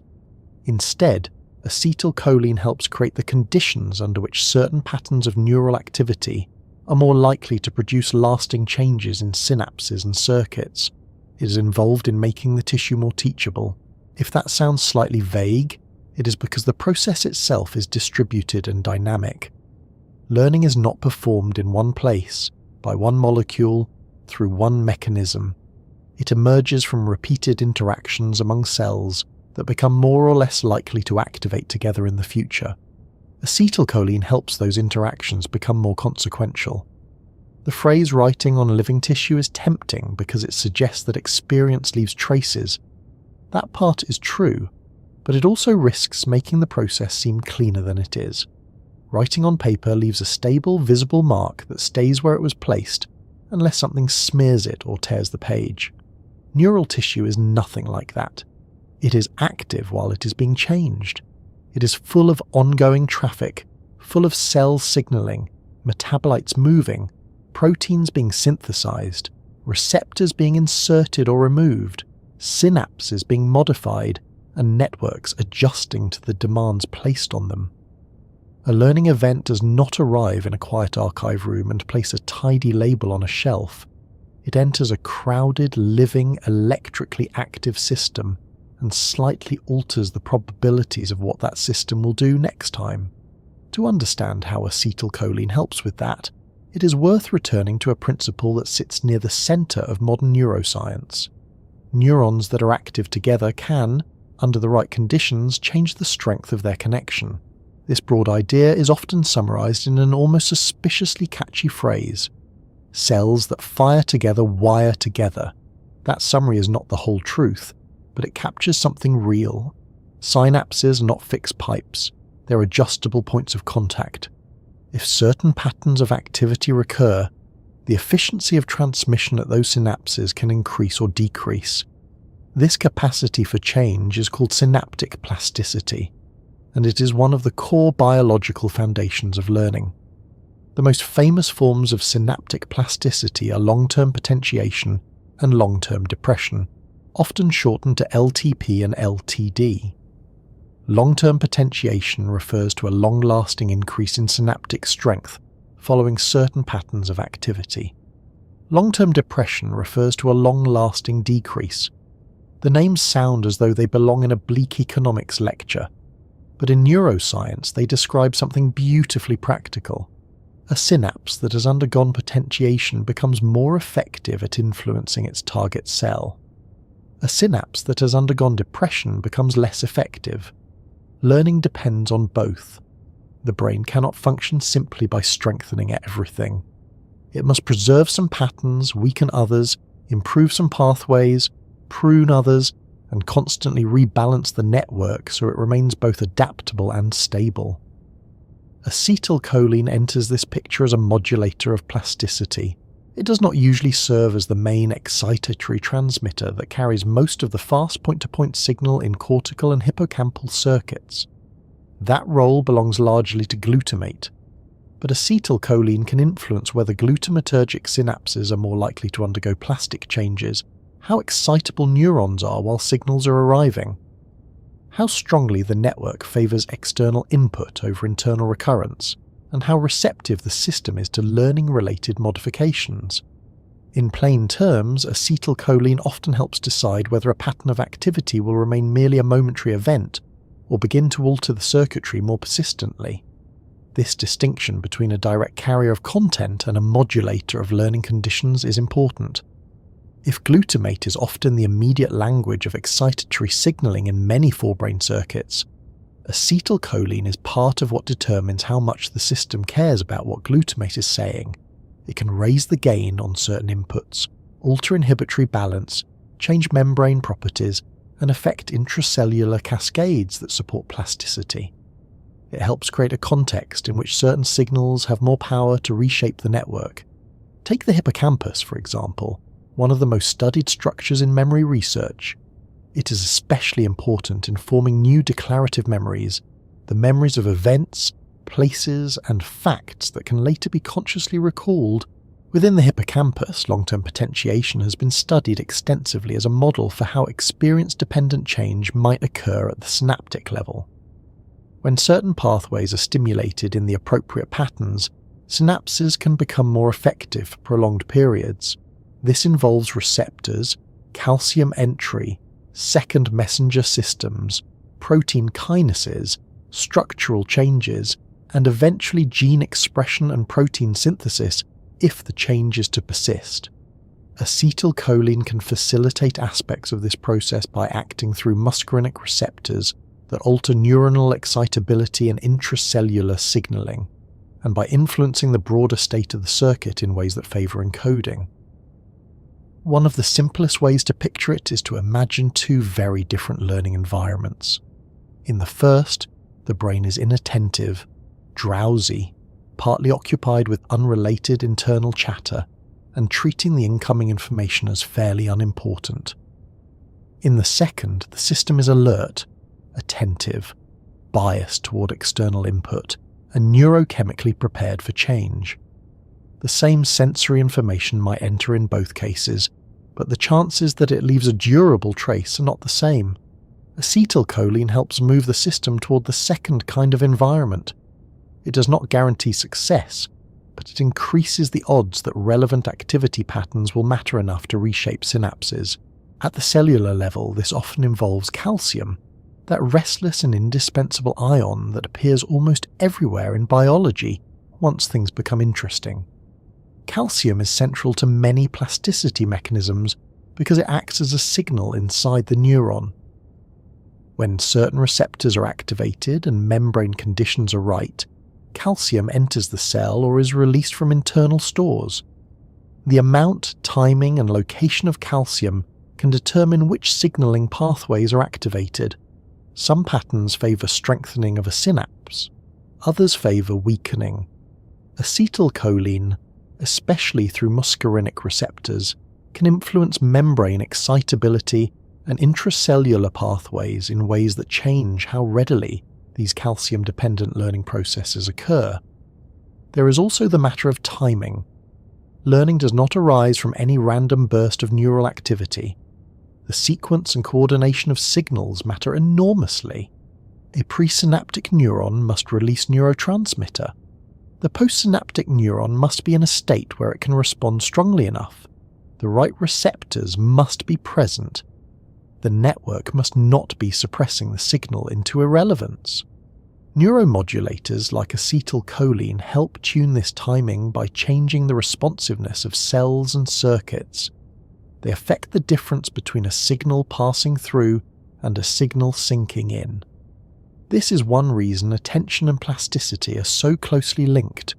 The brain is not equally plastic at all moments and for all inputs. It would be disastrous if it were. Imagine a nervous system that underwent strong durable change every time any trivial pattern occurred. Every passing distraction, every accidental association, every irrelevant sound would rewrite the network too aggressively. Stability would collapse. What the brain needs instead is conditional plasticity, the ability to change most readily when circumstances suggest that change is worthwhile. Acetylcholine helps provide some of those circumstances by supporting attentive, externally oriented learning favourable states. Novelty is again important here. New information often demands stronger encoding than familiar routine.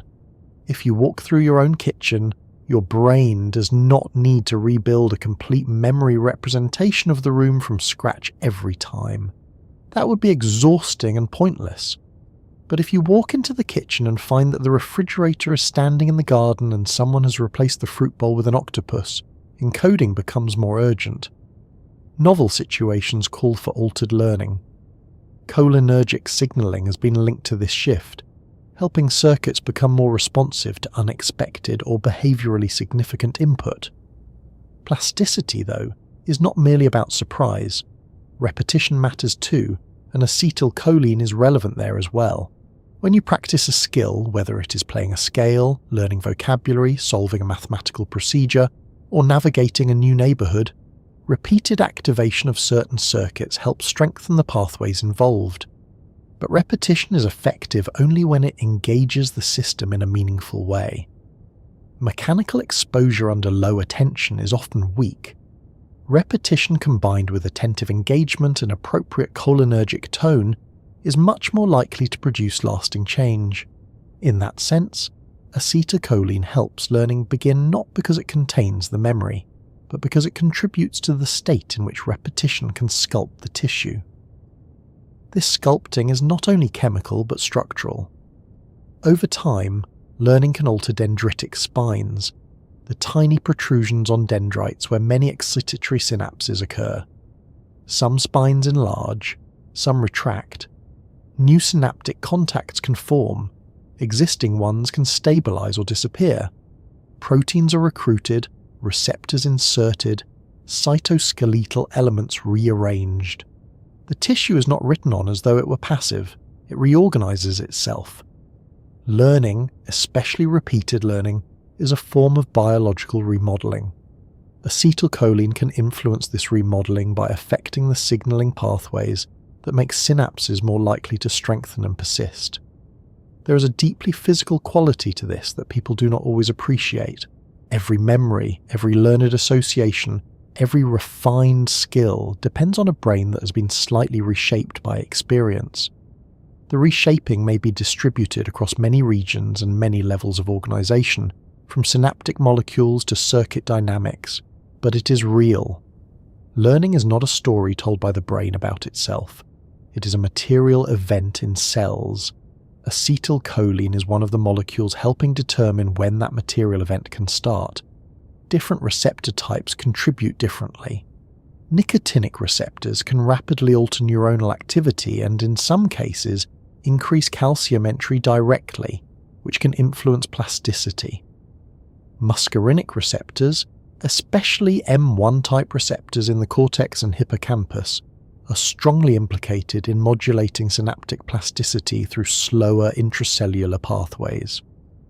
They can alter ion channel function, increase excitability, and activate cascades that support the molecular machinery of learning. So when acetylcholine arrives at a circuit, it is not only producing immediate effects, it is setting biochemical conditions that can outlast the signal itself. This is where neuromodulation becomes such a useful concept. A neuromodulator changes how a network behaves without necessarily carrying the full informational content of the experience. Acetylcholine does not tell the hippocampus that you met a particular person in a particular cafe on a rainy afternoon. The detailed content of that experience is distributed across sensory, associative, and memory systems. What acetylcholine can do is help the hippocampus and related cortical networks become more likely to encode that conjunction of details, especially if the moment is attended novel or behaviourally relevant. It changes the likelihood that the event becomes learnable. There is something almost administrative about that role, though administrative in the most biologically dramatic sense. Not bureaucratic exactly, though the brain can sometimes feel as if it is ruled by committees that communicate poorly under pressure. More that acetylcholine helps set the terms under which information is admitted for deeper processing. It affects readiness. It helps regulate whether the synapses are in a condition to be modified. And because learning depends so heavily on synaptic modification, this is no minor contribution. The cortex, too, benefits from cholinergic support during learning. Sensory cortices are not fixed relays. They can change with experience. Practice can refine perception. Repeated exposure can tune discrimination. Musicians hear distinctions that non-musicians often miss. Bird experts can identify patterns in calls that sound to others like an energetic argument among leaves. Radiologists learn to see structure in images that initially appear to outsiders as abstract weather. This sort of perceptual learning depends on cortical plasticity, and acetylcholine has been shown to play a role in sharpening sensory processing and facilitating learning-related changes in cortical circuits. Again, it is not writing the content itself. It is helping the tissue become more responsive to the right patterns.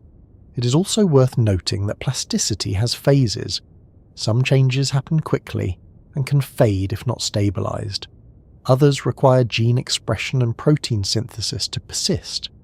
A short-term enhancement at a synapse may not become a lasting memory unless additional molecular events occur. Acetylcholine can influence both the immediate conditions for plasticity and, indirectly, the downstream processes that help stabilize those changes. The beginning of learning is only that, a beginning. For the trace to last, many steps still have to follow, but without that initial shift, without that first successful alteration in the network, there is nothing for later consolidation to strengthen. This also helps explain why certain disorders involving cholinergic dysfunction can impair learning even before obvious memory loss becomes severe. If the system is less able to enter attentive, plastic, encoding favourable states, then new learning becomes harder. The issue is not merely retrieving what is already stored, it is getting new information properly written into the tissue in the first place. That is part of why cholinergic decline has such cognitive consequences. It affects the very beginning of the process by which experience leaves an organised neural trace. Still, the brain is not dependent on acetylcholine alone. Dopamine, noradrenaline, glutamate, GABA, serotonin, and many other signals participate in learning, each in different ways and under different conditions. The point is not to crown acetylcholine as the single ruler of memory and escort every other molecule politely out of the building. The point is to see its specific importance. It helps tune attention, enhance relevant input, bias circuits toward encoding, and support the cellular conditions that permit plasticity. Without those contributions, learning becomes thinner, less efficient, and often less durable. What is especially striking is how much of this occurs beneath awareness. When you learn a new route, a new concept, a new word, or a new motor pattern, you do not feel receptors being phosphorylated or calcium entering dendritic spines. You do not sense the modulation of inhibitory interneurons or the cholinergic biasing of hippocampal state. You simply feel, if all goes well, that something unfamiliar is becoming slightly less unfamiliar. A task that seemed impossible becomes merely difficult. A sequence that once slipped away begins to hold together. A pattern that looked like chaos starts to make sense. Behind that feeling lies a tissue being changed by experience, and acetylcholine helping the change begin. There is almost a quiet generosity in that. The brain is not a static object receiving lessons from the world as though being written on by an external hand. It is a living organ that participates in its own rewriting. It notices, selects, responds, and gradually remakes itself according to what returns often enough, strongly enough, and under the right conditions. Acetylcholine is part of the chemistry that tells the system when those conditions are present.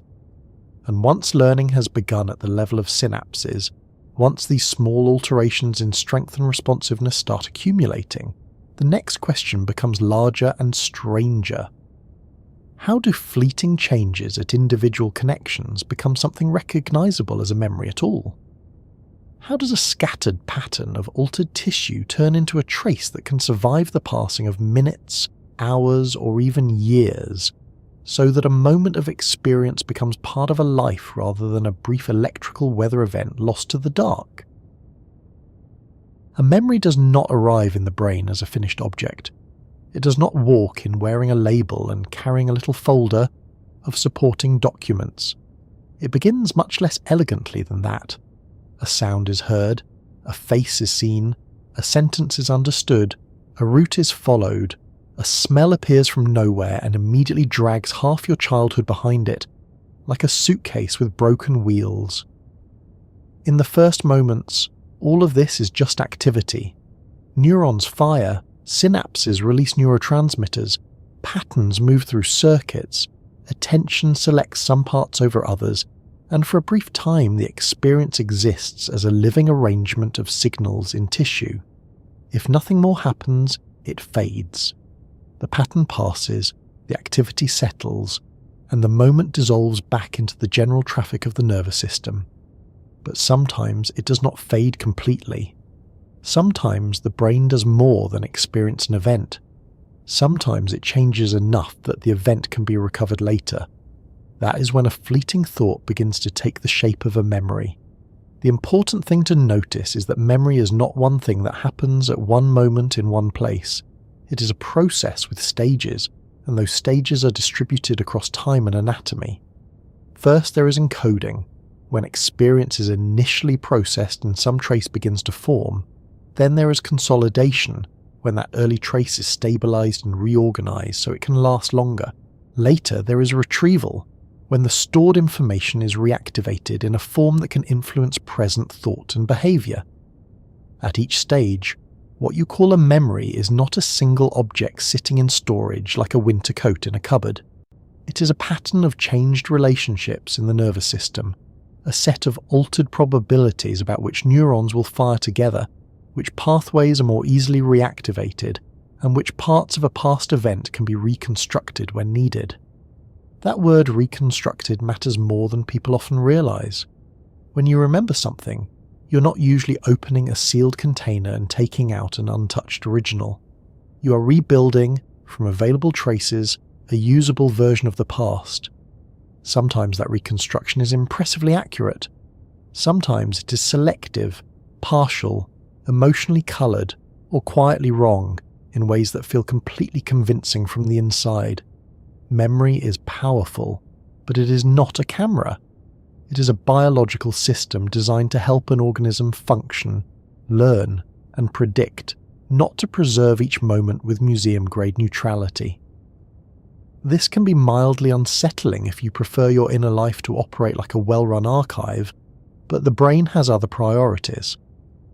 The first stage, the fleeting one, is often called short-term or working memory depending on what exactly is being described. There is some overlap between those terms, but they are not identical. Short-term memory usually refers to the brief retention of information over seconds to perhaps a minute or so. Working memory refers more specifically to the active holding and manipulation of information for current goals.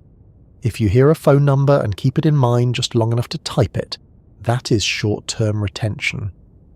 If you hold a sentence in mind while interpreting its meaning, compare two ideas, or mentally rearrange a sequence, that is working memory. These temporary forms of memory depend heavily on ongoing neural activity. They are not yet durable in the way long-term memories are. They persist because circuits remain active, or because network states are sustained for a while, not because the tissue has already undergone a full and lasting transformation. This is why working memory can feel so fragile. A distraction appears, attention is pulled away, and the held information vanishes as though it resented the interruption and chose to leave on principle. You walk into a room with a clear intention, and then, a second later, stand there negotiating with the walls because the original thought has dissolved. That is not necessarily a deep failure of long-term storage. Often it's simply the collapse of a temporary active pattern that was not sustained or transferred into more stable form. The brain is keeping many things in motion at once, and temporary representations are especially vulnerable to interruption. For a memory to last longer, the system needs more than transient activity. It needs structural or biochemical change, something that survives beyond the immediate firing of neurons. This is where consolidation becomes important. Consolidation refers to the processes by which an initially fragile memory trace becomes more stable over time. Some of this happens fairly quickly at the synaptic level, through changes in receptor function, signaling pathways, and synaptic strength. Some of it unfolds over longer periods, involving gene expression, protein synthesis, and broader reorganization across neural systems. The first moments of encoding are only the opening move. If the trace is to become durable, the brain must continue working on it after the experience itself is over. The hippocampus is central here, especially for declarative memories, the memories of events, facts, and places that can later be consciously recalled. For many kinds of new learning, the hippocampus acts less like a warehouse and more like an organizer or binder. It helps link together different features of an experience that are represented in distributed cortical regions. The visual aspects of a moment may involve one set of areas, the sounds another, the spatial context another, the emotional tone yet another. The hippocampus helps bind these elements into a coherent episode that can later be retrieved as one memory rather than as unrelated fragments. Without that binding function, experience would be much harder to store and later reassemble.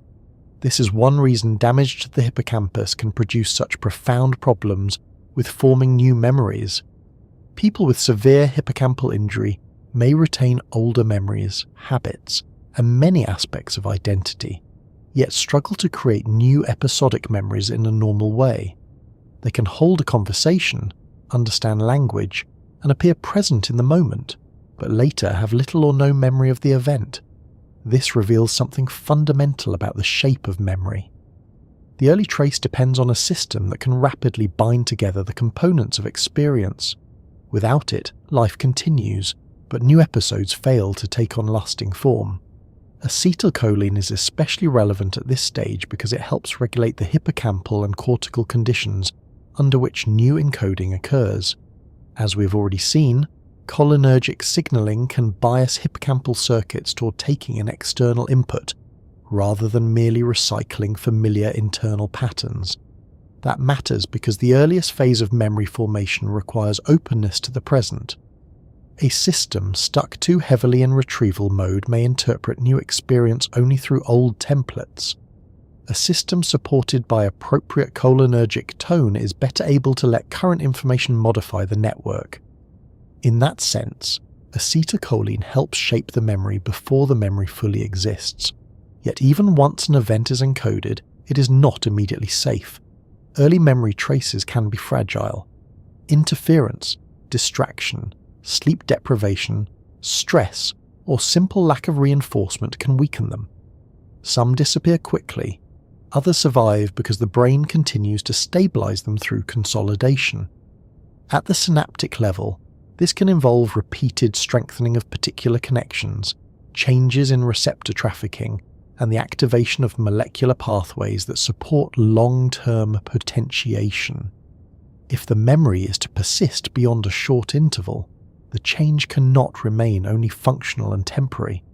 It must become, in some sense, embedded. One way to think about this is to imagine a path through grass. Walk across it once and the blades bend briefly, then spring back. Walk the same route again and again, and a visible track begins to appear. That metaphor has limits, as all metaphors do, but it captures the idea that repeated or significant activation can leave the tissue easier to traverse in the future. A memory trace is not a single road laid down in one dramatic act. It is more like a pattern of increased likelihood distributed across many synapses and regions. Some paths become easier to reawaken, some associations become more firmly linked, some features of the original experience become more tightly bound together.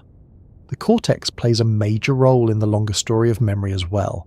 Although the hippocampus is crucial for forming many new declarative memories, long-term storage involves distributed cortical changes. Over time, memories can become less dependent on the hippocampus and more represented across networks in the neocortex. This systems-level consolidation is still an area of active study, and different types of memory may follow somewhat different rules, but the broad picture is clear enough. A lasting memory is not parked permanently in one tiny inner chamber. It becomes a distributed pattern of altered connectivity and reactivation potential across the brain. That distributed nature helps explain why memories are rarely all or nothing. You may remember the place, but not the date, the face, but not the name, the emotional tone, but not the conversation, the melody, but not the lyrics, the embarrassment with excruciating clarity, but not the reason everyone was laughing in the first place. Different components of an experience are represented in different circuits, and retrieval may reactivate some more successfully than others. A memory can therefore degrade unevenly. Certain details remain robust while others become vague or vanish. From the inside, this can feel mysterious, but biologically it's exactly what one would expect from a distributed system. Emotional salience often changes the shape of a memory as well. Events associated with fear, joy, stress, novelty, or reward are often remembered more strongly, though not always more accurately in every detail. Emotion recruits additional systems, including the amygdala and stress-related neuromodulators, which can enhance consolidation for certain aspects of an event. The brain appears to treat emotional significance as a clue that something may matter later. That can be useful. It can also be inconvenient. It is one reason a passing embarrassing comment may remain with absurd clarity, while several perfectly respectable afternoons disappear without ceremony. The nervous system does not always preserve what is fair. It preserves what seems important under the conditions in which it was encoded. Sleep enters the picture here in a particularly interesting way. During sleep, especially during slow-wave sleep, and also in more complex ways across REM sleep, the brain appears to replay and reorganize recent experiences. Hippocampal activity patterns associated with waking experience can be reactivated, and this replay is thought to contribute to consolidation by helping strengthen cortical traces and integrate new information with existing knowledge. A day's experiences are not simply frozen and stored, they are processed, sorted, stabilized, and in some cases transformed. Sleep does not merely rest the mind, it participates in memory formation. This is why a night without proper sleep can make learning feel slippery. The early traces formed during the day are less effectively stabilized. Acetylcholine behaves differently across sleep and waking states, which is part of why it has such a fascinating role in memory. During waking and REM sleep, acetylcholine levels in certain brain regions are relatively high. During slow-wave sleep, cholinergic tone is lower. These shifting states matter because they influence whether the brain is more biased toward encoding, internal processing, replay, or different forms of integration. High acetylcholine during waking supports attention and encoding of external input. Lower acetylcholine during slow-wave sleep may help create conditions favourable for hippocampal replay and systems consolidation. In other words, the chemical environment changes according to the task the brain is trying to perform. It does not treat learning, consolidation, and dreaming as all requiring the same settings. This is another reminder that a memory is not born fully formed in the instant of experience. It has a developmental history. First there is the attended moment, then there is the fragile early trace, then there is the work of stabilization, reactivation, and integration with older knowledge. If all goes well, what began as a brief pattern of neural firing becomes part of a larger architecture that can be revisited later. The trace becomes less dependent on the original conditions of its birth and more embedded in the wider structure of the self. That wider structure matters because memories do not sit alone, they are linked. A new experience is shaped by what is already known, and once stored, it alters the context in which future experiences will be interpreted. Learning a concept changes how later information is understood. Meeting a person changes how the next encounter is encoded. Visiting a place once changes how you perceive it the second time. Memory is cumulative in this way. It helps the organism stop starting from zero. The brain builds by relating the new to the old, and a lasting trace is valuable not simply because it preserves the past, but because it changes the future. This also helps explain why repetition and meaningful association strengthen memory so effectively. A trace connected to many other traces has more ways to be reached later. A fact linked to a story, an image, an emotion, a location, and a use is more retrievable than one encountered only as an isolated fragment. The brain is not fond of disconnected facts floating alone in a void. It learns best when information can be integrated into networks. The shape of a memory, then, is not just its strength, it is its pattern of relationships. Some memories are thin and isolated, others are thick with associations and therefore much easier to recover. Recovery itself is an active process. Retrieval can strengthen a memory, but it can also alter it. Each time a memory is reactivated, it may become temporarily labile again, open to modification before being stored anew. This process, often discussed under the term reconsolidation, means that remembering is not a neutral act. A memory revisited can be updated, reinforced, distorted, softened, or linked to new context. The past is therefore not simply retrieved, it is to some degree rewritten each time it is used. This may sound disloyal to the very idea of accuracy, but it makes adaptive sense. A memory system that can update old traces in light of new information is more useful than one that preserves every impression with rigid indifference. Of course, this flexibility also creates room for error. False memories can form, details can migrate from one episode to another, suggestions can alter recall, confidence can rise even when accuracy does not. None of this means memory is hopelessly unreliable. It means memory is biologically real, and therefore governed by the same principles as other living systems: efficiency, adaptation, trade-offs, and occasional maddening imperfection. A perfect recorder would preserve more exact detail, perhaps, but it might also be less useful in helping a person generalize, predict, and act. The brain chooses function over purity more often than people like to admit. Different kinds of memory also have different shapes. Procedural memories, such as skills and habits, depend on somewhat different systems than episodic memories.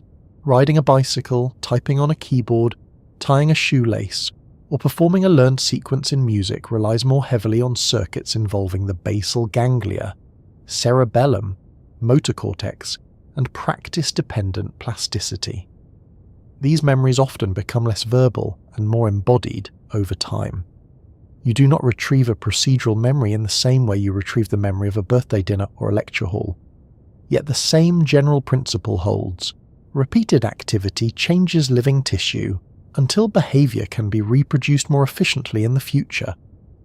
Semantic memory, memory for facts and general knowledge, also develops a slightly different character than episodic memory. You may know that Paris is in France without recalling where you learned it, just as you may know what a neuron is without remembering the classroom, book, or conversation where the knowledge first arrived. Over time, some memories lose their original episodic wrapping and become part of a more general conceptual structure. The details of acquisition fade while the knowledge remains. That too is part of the shape of memory. The brain does not simply preserve experiences, it extracts patterns, regularities, and meanings from them. And beneath all of this lies the simple fact that memories are made of matter in motion. They depend on proteins, membranes, receptors, ion channels, gene transcription, network oscillations, metabolic support, and the ongoing health of cells. This does not make memory less personal. It makes the personal astonishing. The fact that a moment can be translated into altered tissue, stabilized across time, revisited years later, and woven into identity is one of the most remarkable things living brains do. It is easy to grow used to it because everyone walks around carrying a past, but familiarity should not be mistaken for simplicity. Acetylcholine remains part of this larger picture because it helps shape the early conditions of encoding and the dynamic state of circuits as traces are formed. It is one of the reasons a moment becomes more than immediate sensation. It supports attention, helps bias networks toward external input, and influences the plasticity mechanisms that let a fleeting arrangement of activity begin turning into a durable trace. It does not work alone, and it does not carry the whole memory on its small chemical shoulders, but without its contribution the first stages of shaping a memory would often be much less effective. So when you think about the shape of a memory, it may help not to imagine a static object hidden somewhere in the brain. Think instead of a pattern that begins as activity, becomes a change, spreads into a network, stabilizes with time, links itself to other patterns, and remains available not as a preserved scene but as a recreatable arrangement. Some parts are sharp, others fuzzy. Some are strengthened by sleep, repetition, and emotion. Some are revised each time they return. All of them depend on the brain's ability to turn passing experience into altered structure. And because the hippocampus is so central in that transformation, in binding together the scattered elements of a moment and giving new experience a chance to become something retrievable later, it makes sense that our path keeps moving toward it.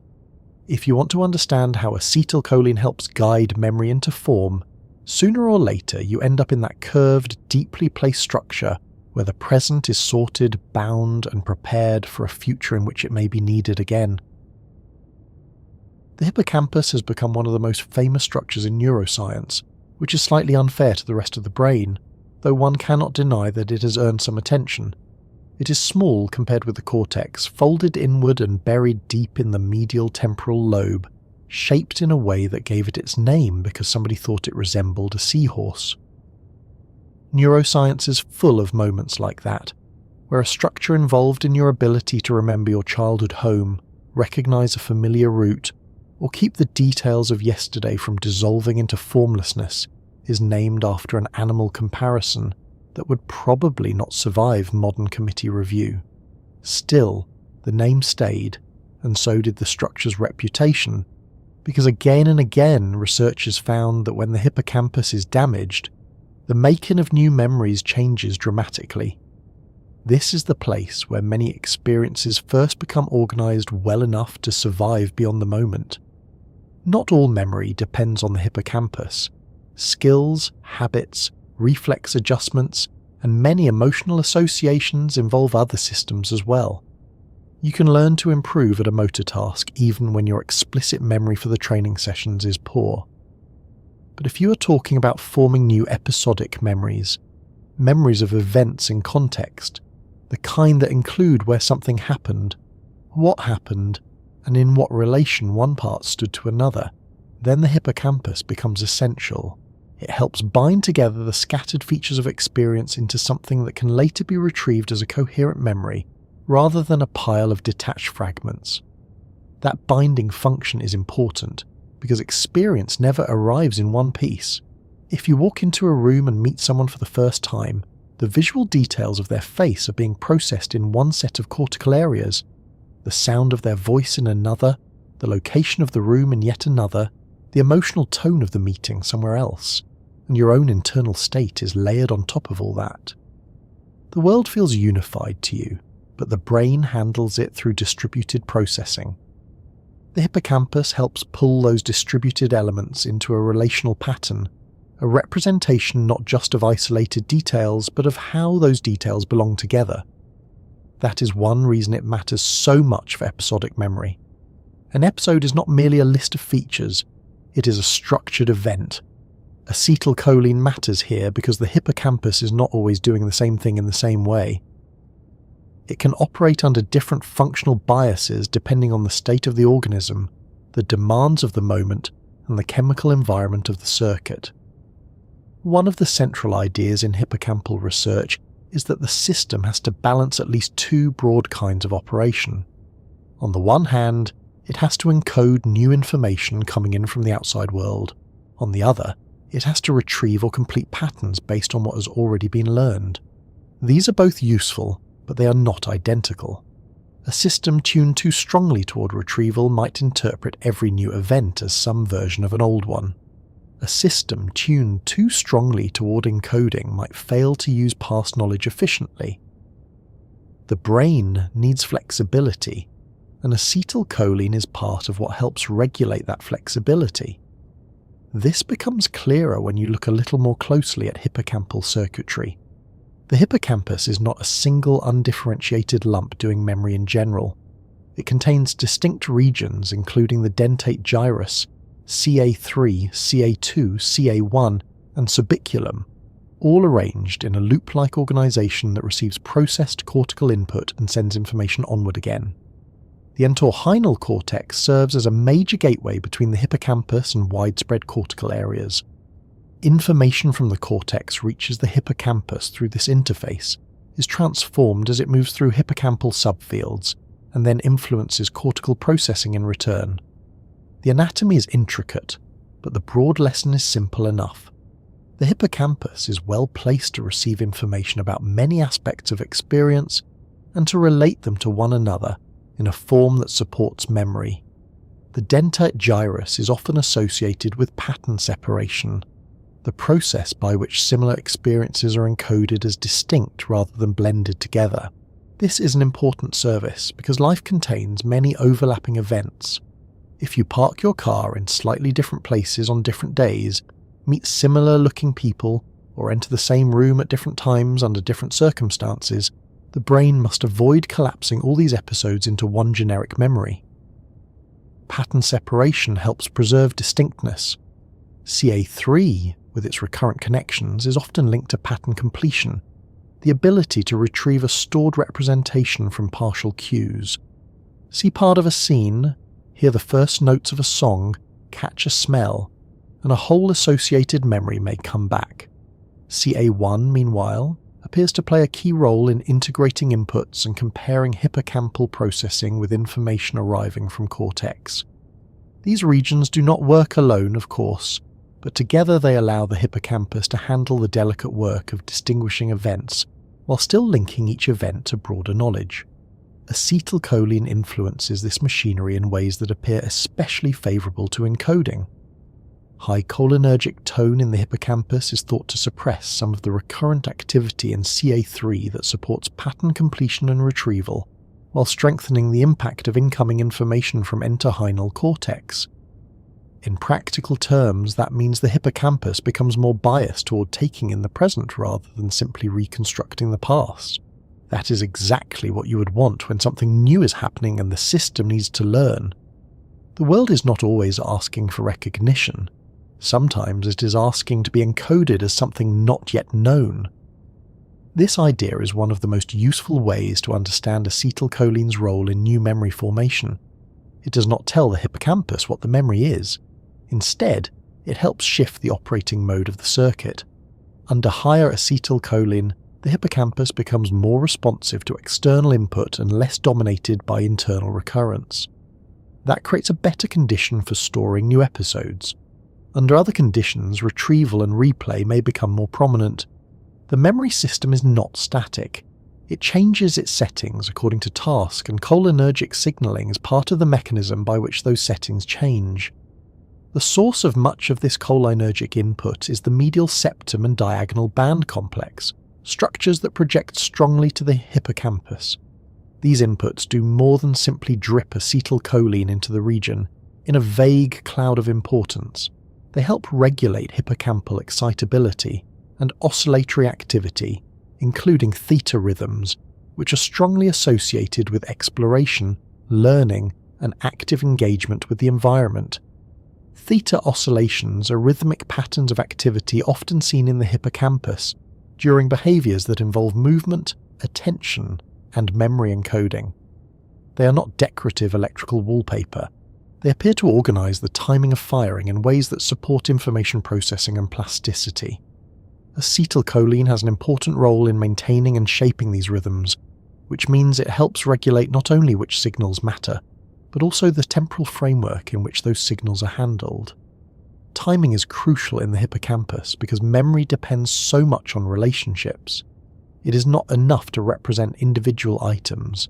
The hippocampus is especially valuable for representing associations among items, places, times, and events. It helps answer not just what, but where, when, and with what else. A memory of meeting someone is not merely a stored face. It includes the context, the setting, the sequence, the relation to other elements of the episode. The hippocampus is suited to this kind of relational processing because its circuitry can link patterns across distributed inputs. Acetylcholine supports this by helping preserve sensitivity to incoming information and by facilitating the plasticity that allows those relations to become encoded. Place cells provide one of the most famous examples of hippocampal coding. These are neurons that fire when an animal is in a particular location in an environment. Taken together, populations of place cells form a kind of internal map. Though map should not be imagined too rigidly.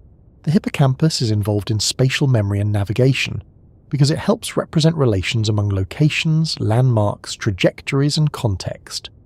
Acetylcholine influences place cell activity and hippocampal spatial processing, again suggesting that cholinergic signaling supports the encoding of structured information about the environment. When an animal explores a new space, hippocampal circuits do not merely note that movement occurred. They build a relational representation of where things are, how one place connects to another, and what features belong to the environment. That is memory in a very practical form. Humans, of course, do not go around consciously narrating their hippocampal place cell activity while trying to find the bathroom in a hotel at 2 a.m, but the same general principles apply. Spatial memory is one of the domains in which hippocampal function becomes especially obvious. Damage to the hippocampus can impair the ability to form new memories of environments and routes, even when basic perception remains intact. The person still sees the hallway. They just may not encode it properly as part of a retrievable spatial episode. Acetylcholine helps the hippocampus handle that new spatial input in a way that gives it a better chance of being preserved. There is also a broader lesson here about novelty. The hippocampus is particularly engaged when the brain encounters something that does not fit neatly into existing expectations. Novelty can increase cholinergic activity and encourage the system to encode rather than merely rely on familiar templates. That makes sense from an adaptive standpoint. A familiar environment does not always require extensive new memory formation. A changed or unexpected one often does. Acetylcholine helps the hippocampus remain open to the possibility that this situation deserves a new trace, not just a quick classification under something old. Yet novelty alone is not enough. Attention still matters. So does behavioral relevance. A new detail that escapes attention may leave a weak trace. A relevant detail attended under good encoding conditions is far more likely to become part of memory. That is why cholinergic support of hippocampal function matters so much. It helps create a state in which the circuit is ready to care about new information. Not emotionally care exactly, though emotion can reinforce the process, but computationally care. It gives the present event enough weight to compete for representation. This becomes especially important in tasks that require rapid, one-shot learning. Some experiences happen only once, yet must be remembered. You meet someone important, hear a crucial instruction, notice where you placed a document you cannot afford to lose, realize which turn leads out of a confusing neighborhood, or learn that one staircase in an old building has a step with all the structural honesty of a trap. The brain cannot always rely on repetition. Sometimes it must encode an event strongly from a single exposure. The hippocampus is built for that kind of fast relational learning, and acetylcholine helps support the conditions that make it possible. At the synaptic level, cholinergic signaling within the hippocampus affects plasticity. Muscarinic receptors, especially M1-type receptors, can enhance excitability and interact with signaling pathways involved in long-term potentiation. Nicotinic receptors, depending on their location, can also influence transmitter release and calcium dynamics. The result is that acetylcholine can make it easier for relevant patterns of activity to induce lasting synaptic change. Again, the molecule is not the memory. It is part of why the circuit becomes modifiable at the right time. A hippocampus receiving cholinergic support is, in a meaningful sense, more ready to be changed by current experience. It is also worth noticing that the hippocampus is not designed to keep every memory permanently to itself. Over time, many memories become less dependent on it as cortical representations strengthen. In that sense, the hippocampus acts partly as a temporary binding system, rapidly creating organized traces that can later be consolidated across broader networks. Acetylcholine's role in guiding new memories through the hippocampus is therefore especially important at the beginning of the process.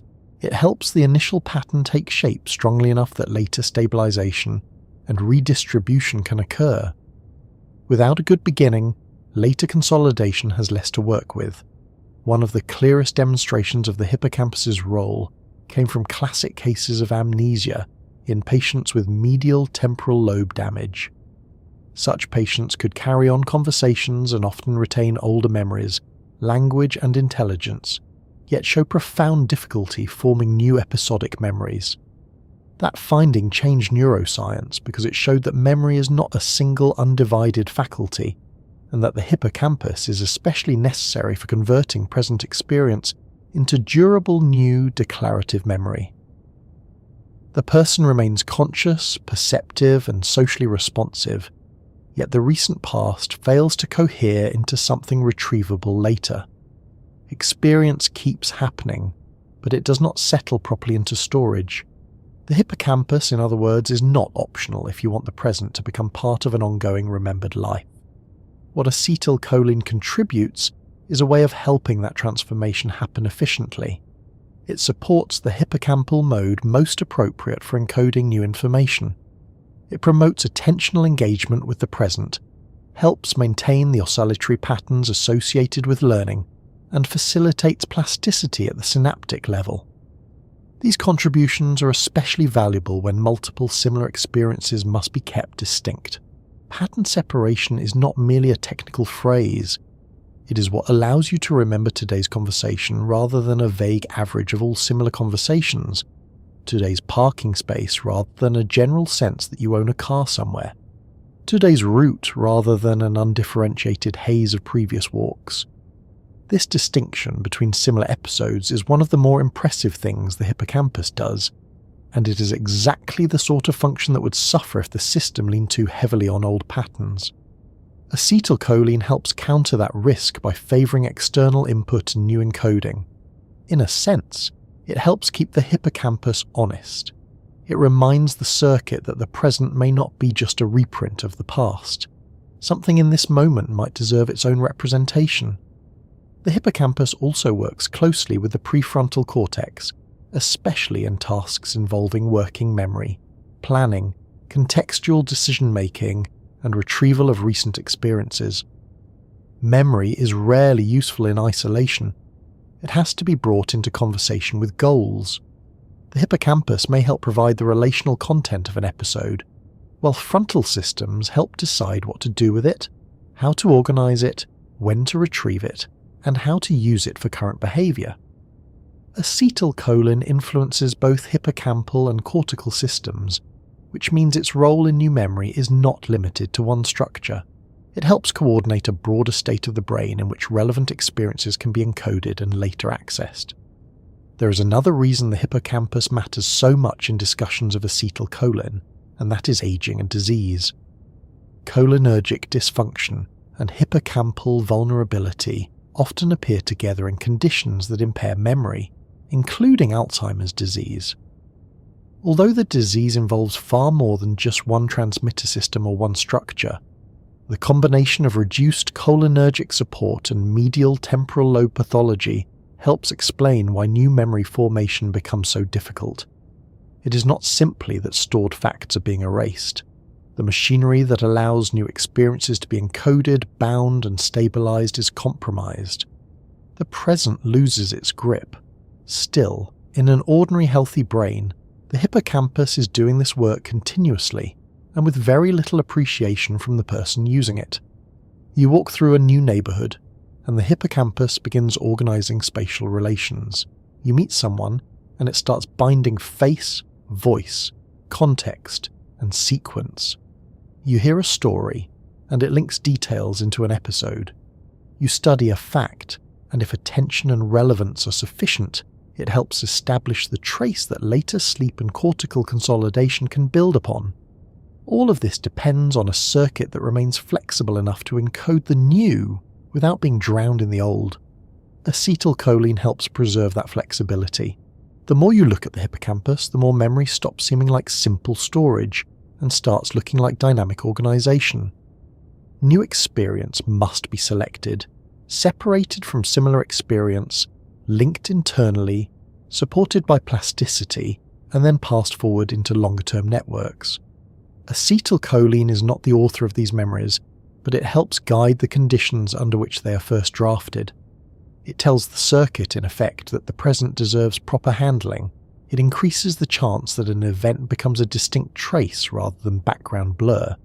And because those early traces do not become stable in isolation, because they are shaped and strengthened across changing brain states, especially across sleep and waking, it is impossible to stay in the hippocampus forever without eventually following the memory into the night, where a different cholinergic setting begins to matter for what the brain does with what the day has given it. By the time a day's experience reaches the edge of sleep, it is not finished with the brain. That is one of the strangest and most important facts in all of memory. We often speak as though learning happens while we are awake, and sleep merely protects the result. the way one might cover a loaf of bread and leave it alone on the counter. But the sleeping brain is not a covered object. It is active, selective, rhythmic, and in some ways deeply busy. The night does not simply pause cognition, it changes its terms. Memories that were only partly formed while awake may be stabilized, reorganized, linked to older knowledge, weakened, strengthened, or transformed across the hours of sleep. And through much of that shifting work, acetylcholine remains one of the chemicals helping determine what kind of processing the brain is doing at any given moment. This is where the story becomes especially interesting, because acetylcholine is not constant across the night. Its levels rise and fall depending on sleep stage, and those fluctuations are not random background noise. They are tied to differences in how the brain handles information. During wakefulness, cholinergic tone in the cortex and hippocampus is relatively high. That makes sense. While awake, the brain must attend to the outside world, process sensory input, and encode new experience.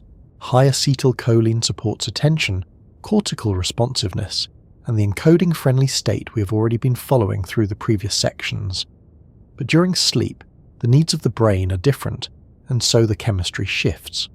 The most important contrast is between slow-wave sleep and REM sleep. Slow-wave sleep, often associated with deep non-REM sleep, is a state in which cortical activity becomes more synchronized. Large slow oscillations dominate, and acetylcholine levels are relatively low compared with waking and REM. REM sleep, by contrast, is a more paradoxical state. The brain becomes highly active, the electroencephalogram looks in some ways more wake-like. Vivid dreaming is common, and acetylcholine levels rise again. It is one of the peculiar features of sleep that the brain does not simply shut down and then gradually return. Instead, it cycles through distinct states with different rhythms, different modes of communication, and different chemical settings. The night mind is not one mind. It changes its operating mode several times before morning. That change in mode matters for memory because different stages of sleep seem to support different aspects of processing. Slow-wave sleep has long been linked to consolidation of declarative memories, especially those that depend heavily on the hippocampus.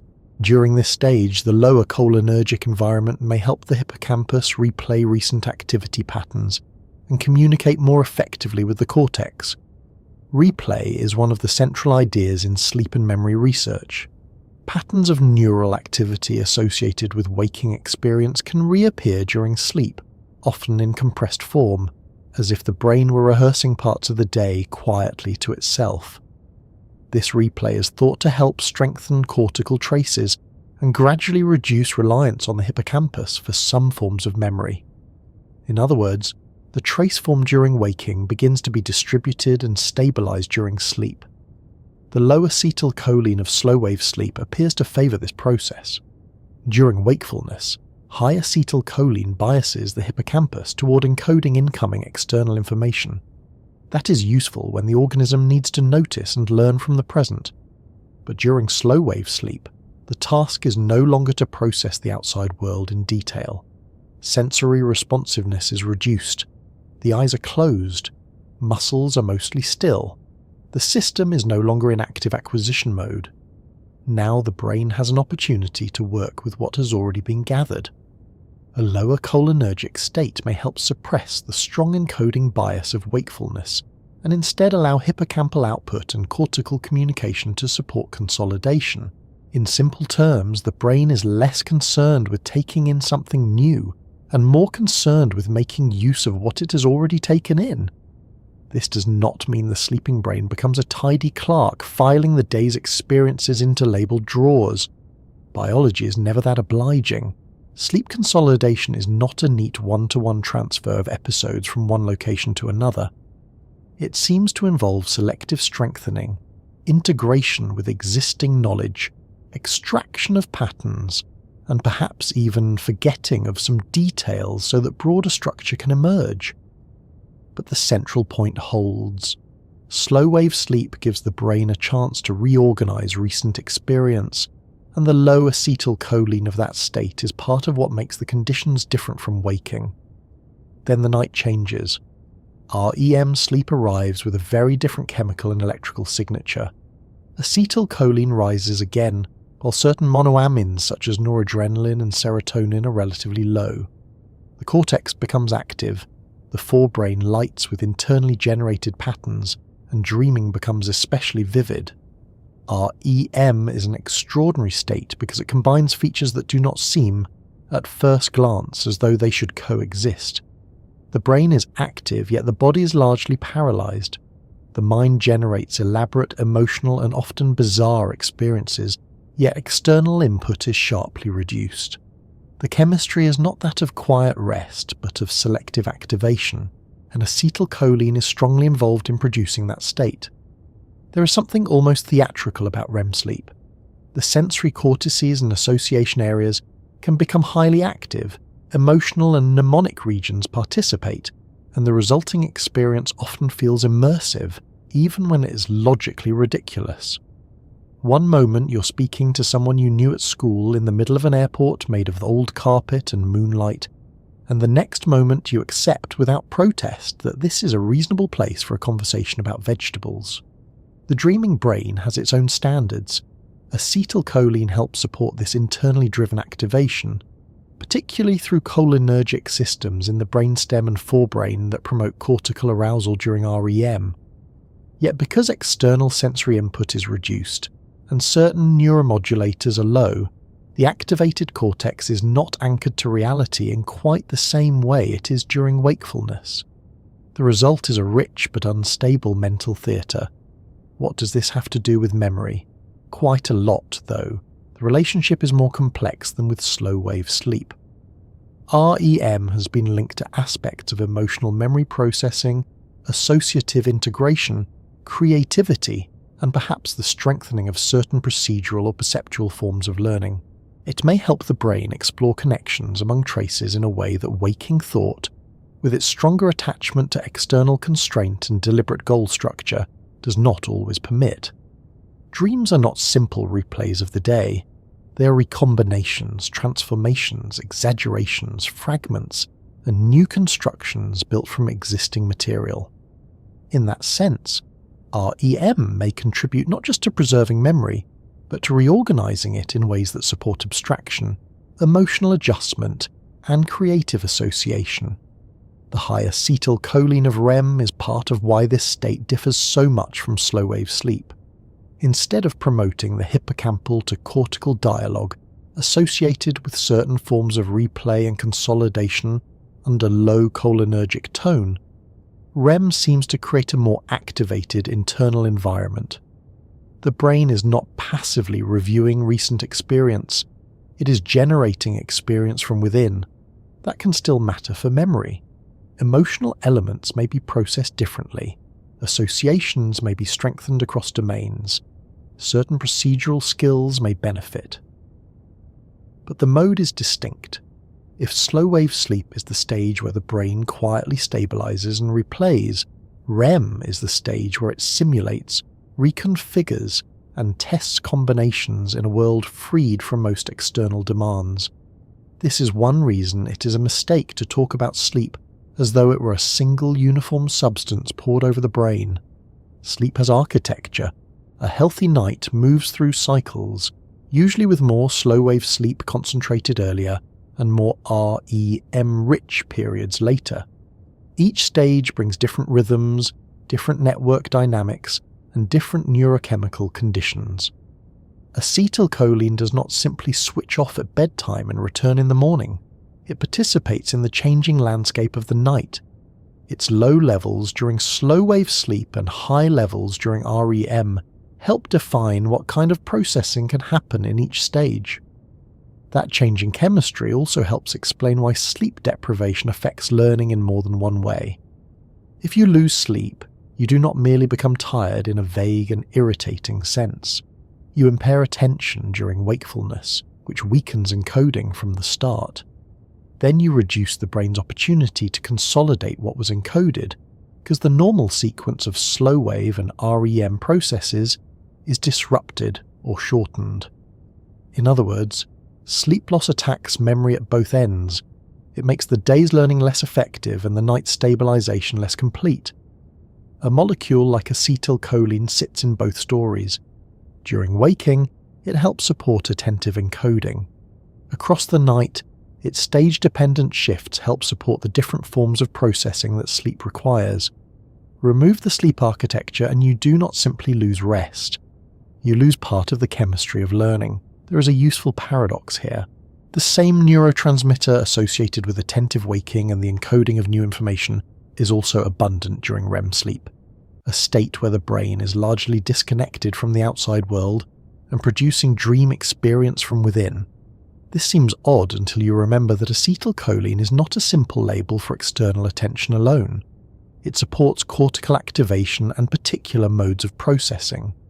During waking, that activation is anchored to sensory input and goal-directed engagement. During REM, the activation is internally generated and constrained by a different chemical balance. The result is not focus study but dream cognition, emotional replay, bizarre narrative assembly, and perhaps the integration of memory traces in less literal ways. Dreams themselves remain a subject where science has learned a great deal and still leaves room for humility. We know that dreaming is associated especially with REM, though not exclusively. We know that dream reports often draw on fragments of recent experience combined with older memories, concerns, emotions, and imaginative recombination. We know that cholinergic activation helps sustain the cortical conditions under which REM dreaming occurs. What dreams are for exactly is a more difficult question. They may not have one single purpose. Some may reflect the byproducts of activation and memory processing. Some may participate in emotional adaptation or associative integration. Some may be side effects of a system doing other useful work. Biology is not obliged to attach a single slogan to everything it produces. Still, from the standpoint of memory, dreams show something important. The brain does not preserve experience by merely replaying it literally. It transforms, mixes, and reorganizes. The night mind is not a simple copyist. It is a restless editor, improviser, and archivist, working with imperfect methods and vivid materials. Acetylcholine is part of what allows that editor to change style depending on the stage. Lower cholinergic tone helps the deep night support replay and consolidation in one way. Higher cholinergic tone helps REM generate a very different kind of mental world, one that may support emotional and associative aspect of memory. There is also the question of forgetting, which often gets less respect than it deserves. A useful memory system cannot preserve everything equally. Sleep may help strengthen some traces while allowing others to weaken. Forgetting is not always failure. It is part of organization. The brain must preserve what matters, extract patterns, and prevent itself from being drowned in trivial detail.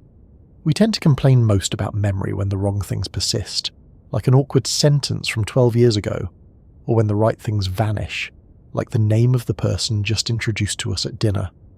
But from the brain's perspective, selective retention is unavoidable. Sleep participates in that selectivity. The night does not merely save memory, it helps decide what kind of memory the organism is going to keep. Acetylcholine may influence that selectivity indirectly by contributing to the states in which different forms of processing occur. High acetylcholine during waking helps certain experiences get encoded strongly in the first place, especially those attended and behaviorally relevant. Low acetylcholine during slow-wave sleep may help recent hippocampal traces be replayed and redistributed.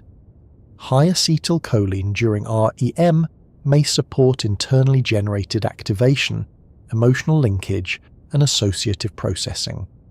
The same molecule appears in all these roles, but its meaning changes with the network state. That has been true throughout this story. Acetylcholine is not one fixed command.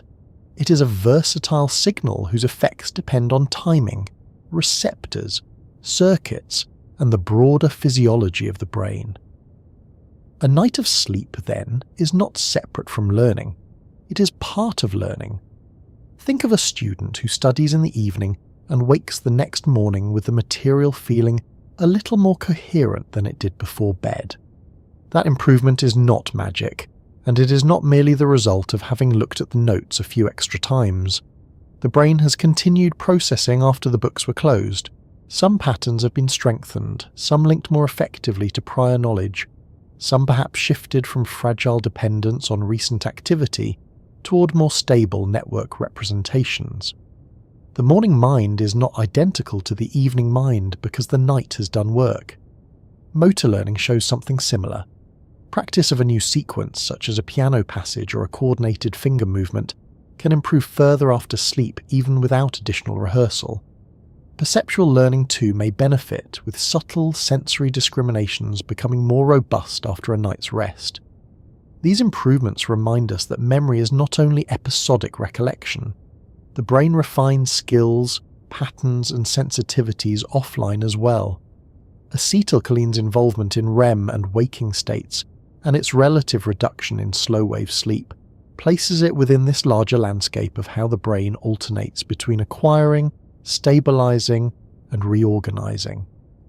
There is a deeper philosophical charm to this, though I will try not to become too attached to it. Much of what makes you mentally continuous from one day to the next happens while you are absent from the process in the ordinary sense.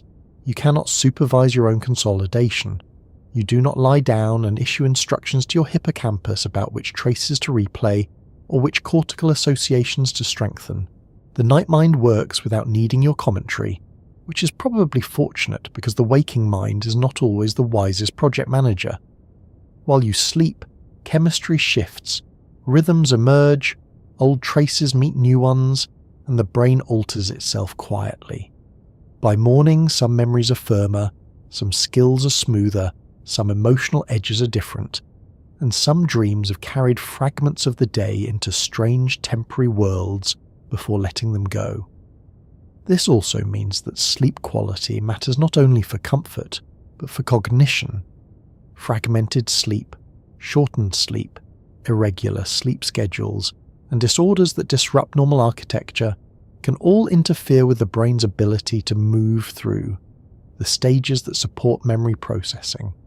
The cost may show up as reduced attention, poorer learning, weaker recall, emotional instability, or that peculiar sense that knowledge was almost acquired but never properly settled. When people say they know they slept badly because their brain feels wrong the next day, they are not speaking poetically. They are reporting the consequences of a system whose overnight chemistry and rhythms did not unfold as they should. And yet sleep is not simply a maintenance period. It is part of the way the brain thinks across time. Waking gathers, slow-wave sleep stabilizes and replays. REM recombines, activates and dreams. Acetylcholine rises, falls and rises again across these phases, changing the brain's operating mode as the night proceeds. A memory that began in a cholinergically supported waking encounter may be replayed in a lower cholinergic deep sleep state, then woven into stranger associative forms during REM. By morning it may be less fragile, more integrated, and slightly altered by the journey. The brain does not only keep the past, it works on it. That is why the chemistry of sleep belongs naturally in any story about learning and memory. A molecule that helps the waking brain notice and encode cannot be understood fully unless we also watch what happens when the lights go out. Sensory gates narrow and the mind turns inward. Acetylcholine remains there, changing with the stages, helping define whether the brain is listening to the world, replaying it, or dreaming beyond it. And after a night spent moving through those alternating modes, what returns in the morning is not merely a rested person, but a brain slightly changed by how it spent the dark. Those changes matter beyond explicit recollection, because not all learning announces itself as a remembered scene. Some of it becomes steadier focus, smoother repetition, quicker recognition, stronger habits, and more fluent skill. The kind of changes that reveal themselves less in what you can narrate than in what you can now do. What survives from learning is not always a scene you can describe. Sometimes it is a sentence you can recall, a face you can place, or a route you can retrace. But just as often, what remains is something quieter and less theatrical. Your hands move more efficiently over a keyboard. Your eyes notice a pattern faster than they used to. Your balance adjusts without discussion. Your voice finds a melody with less effort. You stop needing to think through each step of a familiar procedure because the sequence has become part of the body's working expectations. This is one of the most important truths about memory, and one of the easiest to overlook. Not all memory becomes a story. A large part of what learning does is change how you perform the ordinary acts of being a person. Focus improves, habits settle, skills become smoother, and acetylcholine once again is there in the background helping make those changes possible. By this point, it would be easy to think of acetylcholine only as a helper of attention and episodic memory, a chemical that matters when the hippocampus is trying to bind together the details of a moment. That is certainly part of the picture, but only part. Acetylcholine is broader than that. It is involved in the regulation of cortical attention, in the plasticity of sensory and motor circuits, in the transmission of signals to muscles, in the autonomic control of the body, and in the neural conditions that allow repetition to become fluency. If you want to understand how practice changes life, you cannot stop with explicit memory. You have to follow learning into habit, into skill, into the slow reorganization by which effort becomes competence, and competence becomes something close to second nature. Second nature is a revealing phrase, even if people use it casually. It suggests that what was once deliberate can become embedded deeply enough to feel less like a choice and more like part of the organism's way of moving through the world. A child learning to tie shoes must attend to each step. Later, the hands know the sequence before language catches up. A beginner driver is overwhelmed by mirrors, pedals, lane position, speed, other cars, and the moral uncertainty of reverse parking. Years later, much of that coordination runs with very little conscious supervision. A student sounding out a new language hears an exhausting blur of unfamiliar distinctions. After long practice, those same sounds begin to separate themselves naturally into meaningful units. Practice does not only add knowledge, it changes the level at which the system has to work. This shift from effortful control to more efficient performance depends on plasticity across many brain systems. The hippocampus is important for forming memories of events and facts, but habit and skill learning rely heavily on other regions as well, especially the basal ganglia, the cerebellum, motor cortex, sensory cortex, and various cortical association networks. Acetylcholine participates in all of this through different receptor types and different circuits. The details vary, but the larger principle remains. Learning requires repeated changes in living tissue, and acetylcholine helps those changes happen in ways that support focus, repetition, discrimination, and coordinated action. Let us begin with focus, because without it, practice often becomes shallow. A person may spend hours supposedly doing something, and yet gain surprisingly little, because attention was scattered, inconsistent, or divided among too many competing demands. Practice is not simply time spent in the presence of a task. It is time spent with the nervous system sufficiently engaged that relevant circuits are activated, errors are noticed, adjustments are made, and useful patterns are strengthened. This is where acetylcholine's role in attention continues to matter. In cortical systems, cholinergic input helps improve the signal-to-noise ratio, making relevant inputs clearer and less vulnerable to being washed out by distraction or irrelevant background activity. That matters for perception, for working memory, and for sustained engagement in any activity that requires repeated tuning. Think of the difference between casually hearing a melody and actively practicing it. In casual hearing, the tune may register, perhaps even pleasantly, but many of the details slip by. In active practice, timing errors are noticed, intervals are compared, finger placement is corrected, and tiny distinctions begin to matter. That transition from vague exposure to focused improvement is not just motivational. It depends on neural systems becoming more responsive to the relevant patterns. Acetylcholine supports this kind of attentive discrimination. It helps the brain listen more carefully, and careful listening is often the first requirement of skill. This is true not only in music, but in any domain where perception must be refined.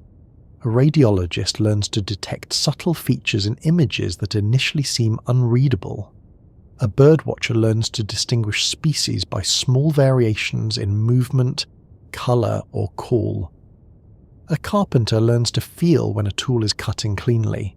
A tennis player learns to read spin and timing. A surgeon learns to interpret tissue resistance through the hands. None of these abilities appears all at once. They are built through repeated contact with patterns under conditions where attention is good enough for tiny differences to matter.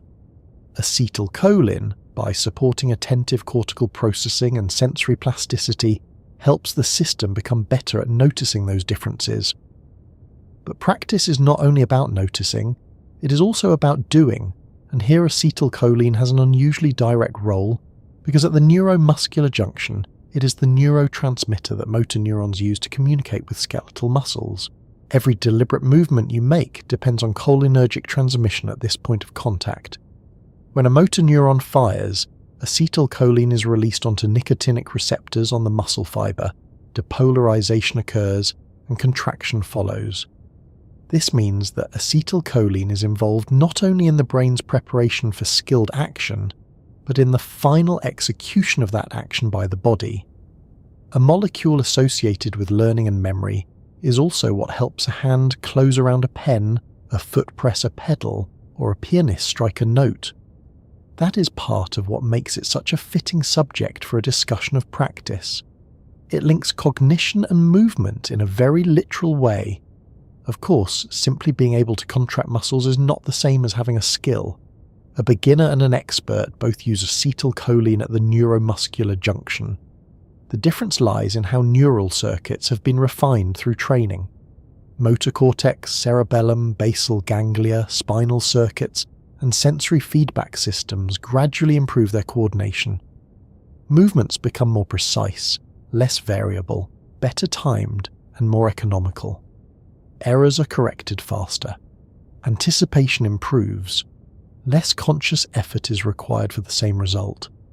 Acetylcholine contributes both at the muscular endpoint and in the central circuits where attention, motor learning, and plasticity are shaped.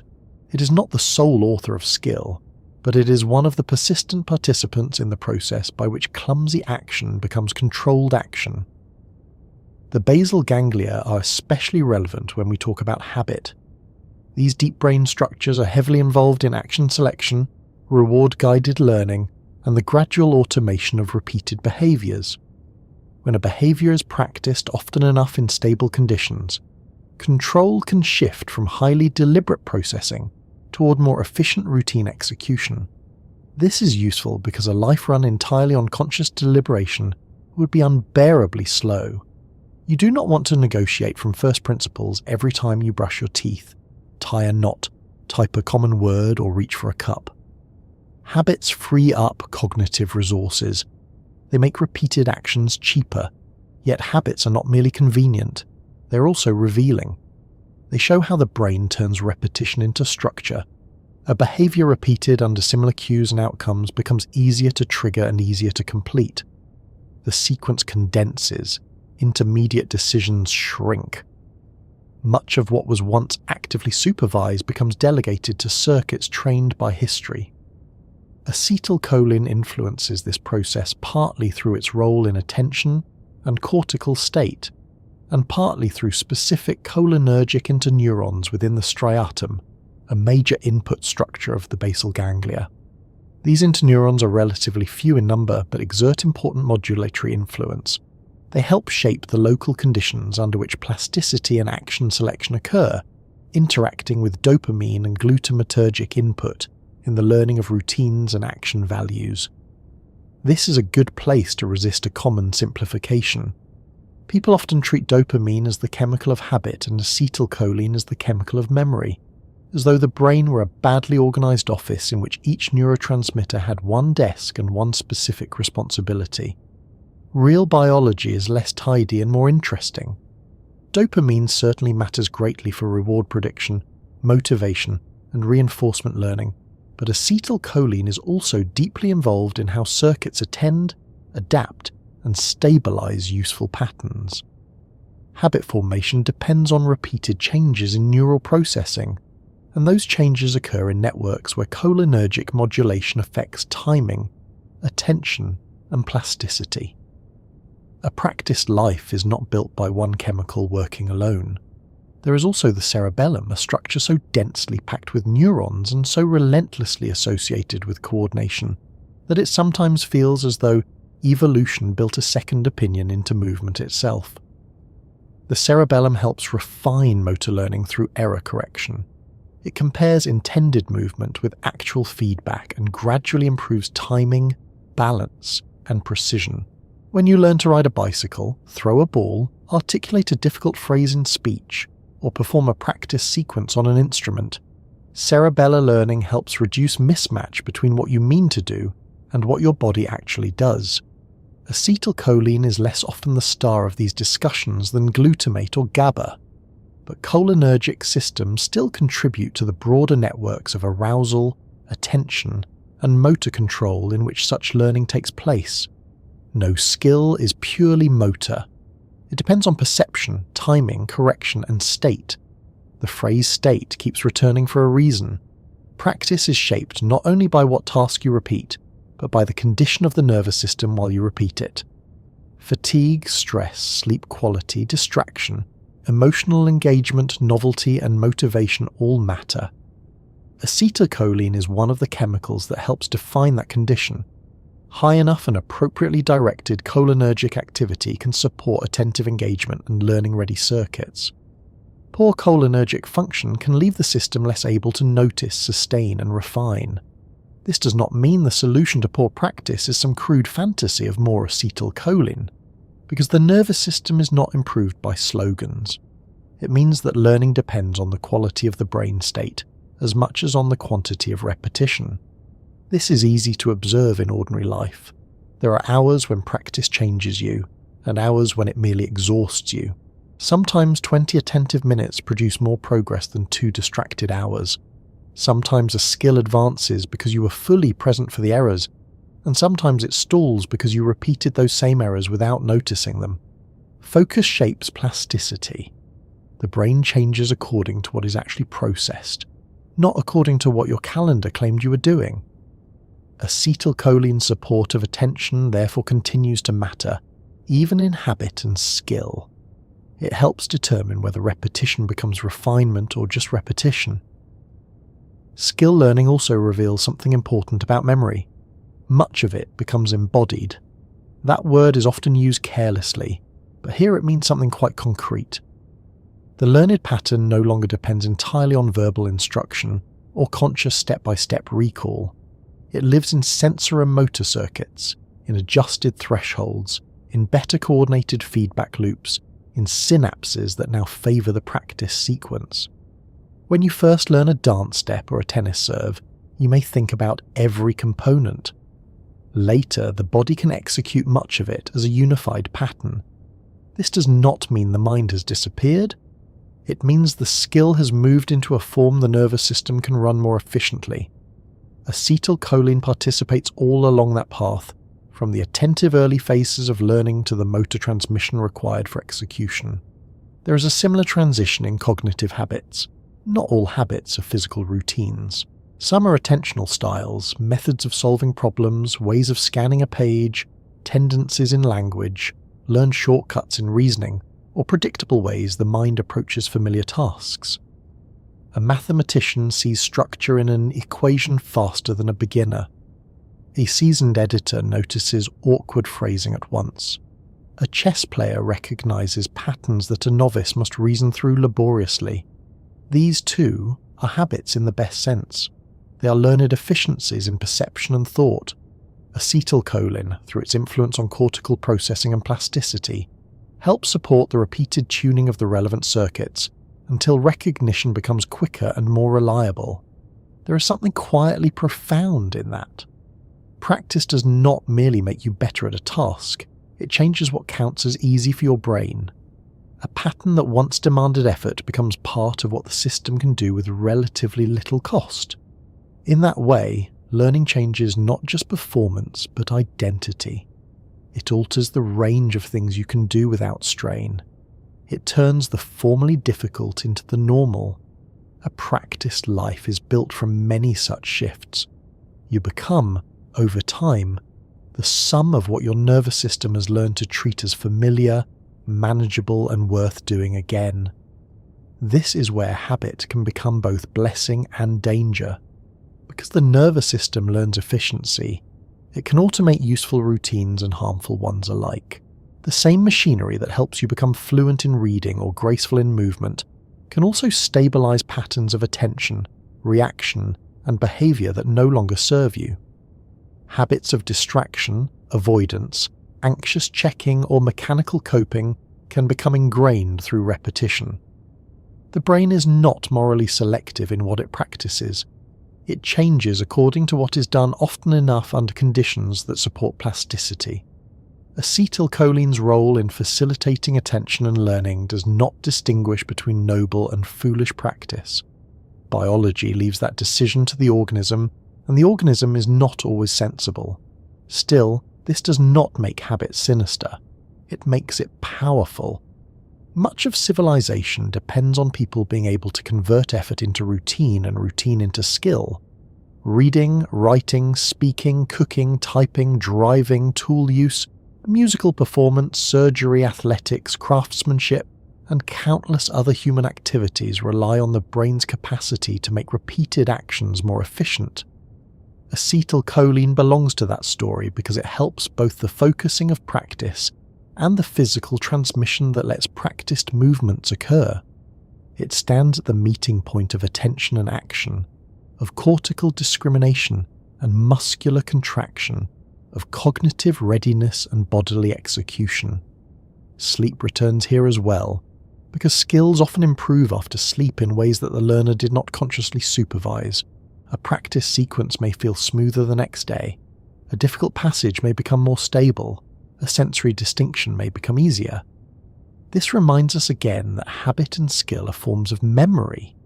They are not always remembered as episodes, but they are retained as changes in performance. Overnight consolidation helps stabilize and refine those changes. What was practiced during the day is processed further at night. The life you're practicing is therefore being shaped not only while you work, but while you sleep.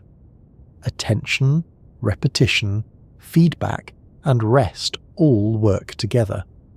Acetylcholine is especially relevant at the front end, where attention and state determine whether practice engages the right circuits deeply enough to matter, and at the level of action, where motor commands must actually reach muscle. Between those ends lies the broader landscape of plasticity, involving many other molecules and regions, but the cholinergic contribution remains significant. Without attention, practice is often weak. Without synaptic change, repetition leaves little trace. Without motor execution, skill cannot be expressed. Acetylcholine touches each of those boundaries.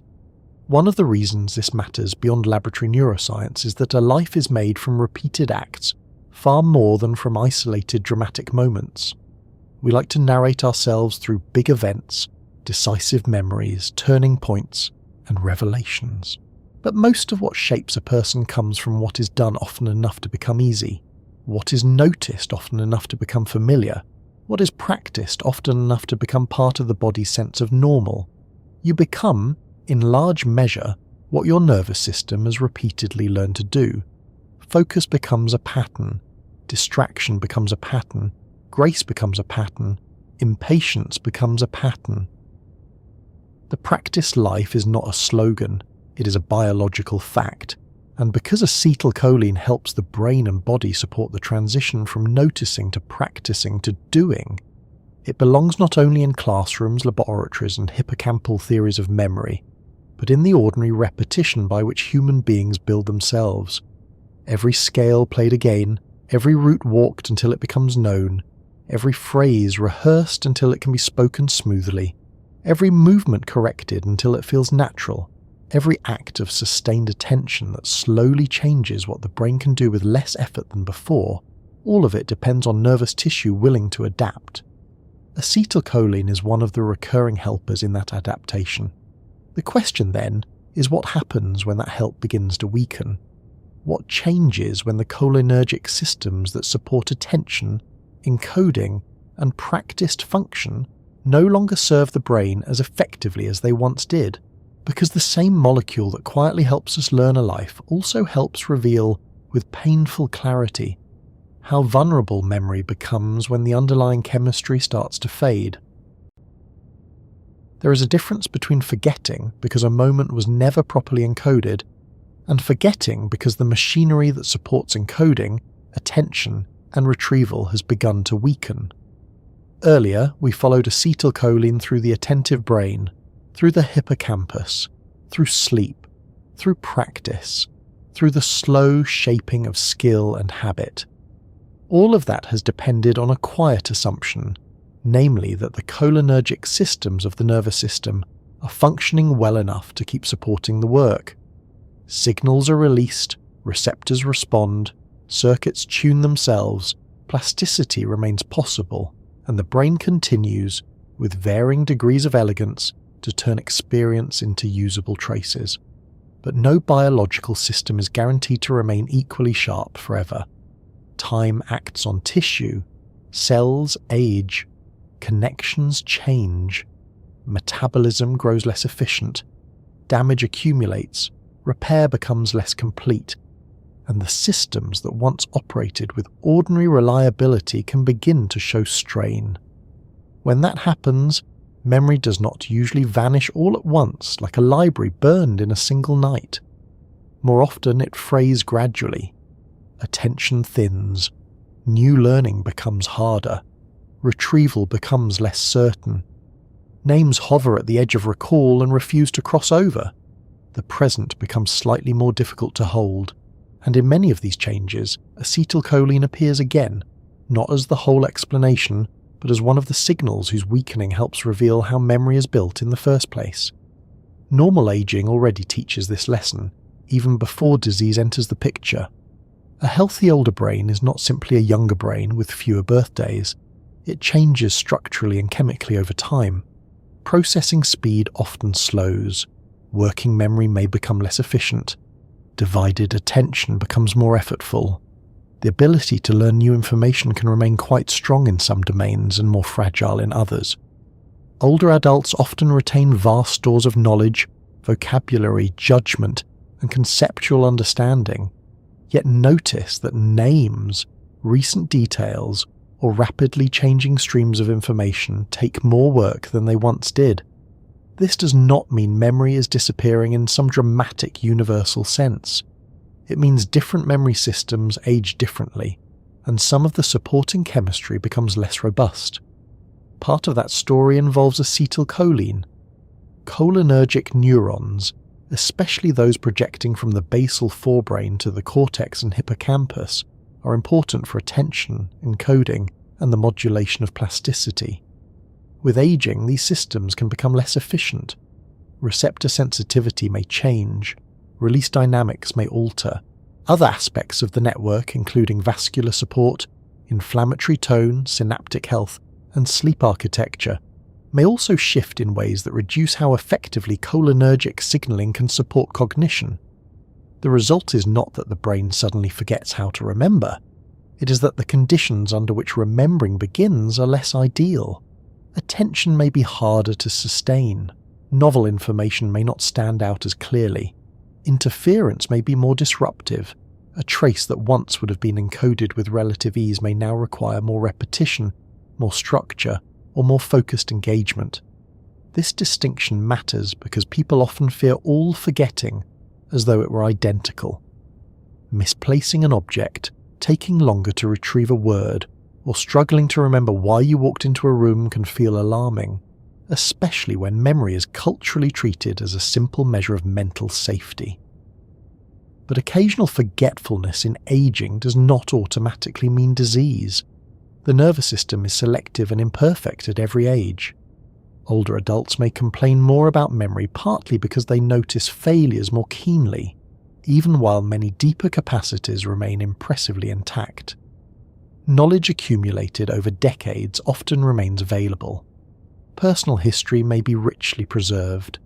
Skills and habits may remain stable long after the speed of new encoding has begun to soften. Still, normal aging and disease do not occupy entirely separate planets. They exist along a spectrum of vulnerability, and one of the reasons acetylcholine became so central in the study of memory disorders is that some diseases reveal, with painful clarity, what happens when cholinergic support becomes seriously compromised. The best-known example is Alzheimer's disease, though even here caution is necessary. Alzheimer's is not simply a disease of low acetylcholine. It is a complex neurodegenerative process involving abnormal protein accumulation, synaptic loss, network disruption, inflammation, neuronal death, and large-scale changes in brain function. It affects multiple systems and multiple regions, especially the medial temporal lobe and later much of the cortex. But among its important features is degeneration within cholinergic pathways, particularly neurons of the basal forebrain that normally project to cortical and hippocampal areas. As those neurons decline, the already damaged memory system loses one of its key modulatory supports. This helps explain why some of the earlier symptoms of Alzheimer's often involve new learning, rather than old identity in a broad sense. A person may repeat questions, forget recent conversations, lose track of recently placed objects, or fail to retain the details of events that happened only hours earlier. The issue is not merely retrieval. It is often the impaired formation and stabilization of new memories. The hippocampus and related medial temporal structures are under attack, and the cortical cholinergic support for attention and encoding is also compromised. The present has trouble becoming durable. A conversation is understood in the moment and then falls away. A visit is meaningful while it happens and later cannot be reconstructed. The machinery that turns current experience into a trace is no longer working with its old reliability. There is something especially cruel about that pattern because it affects continuity. A person may still speak, feel, react, and care, yet the immediate past does not hold. Family members often experience this as a kind of repeated disappearance. Each interaction matters, but it may not become part of retrievable memory in the ordinary way. From the inside, the person living with the disease may feel confusion, uncertainty, frustration, or in some cases less awareness of the deficit than those around them. Memory disorders do not simply remove facts. They alter the way time is carried by a person. The recent past becomes unstable, and with it the ordinary flow by which one conversation leads into the next, one day builds on the day before, and experience accumulates into a continuous lived narrative. Acetylcholine became clinically important in Alzheimer's, partly because of this. If cholinergic signaling is reduced, perhaps boosting what remains might help. That idea led to the development of acetylcholinesterase inhibitors, drugs that reduce the breakdown of acetylcholine in the synapse and thereby increase its availability. Medications such as donepezil, rivastigmine, and galantamine are used in many patients with Alzheimer's disease and some other dementias. They are not cures. They do not stop the underlying neurodegeneration. They do not restore lost neurons or reverse the disease process. But they can provide modest symptomatic benefit for some people by helping the remaining cholinergic system operate a little more effectively. In effect, they allow the fading signal to linger longer. That phrasing matters because it captures both the usefulness and the limit of these treatments. The problem in Alzheimer's is not simply that acetylcholine is being broken down too fast. The problem is that the networks producing, receiving, and using the signal are progressively deteriorating. Increasing acetylcholine can therefore support function only up to a point.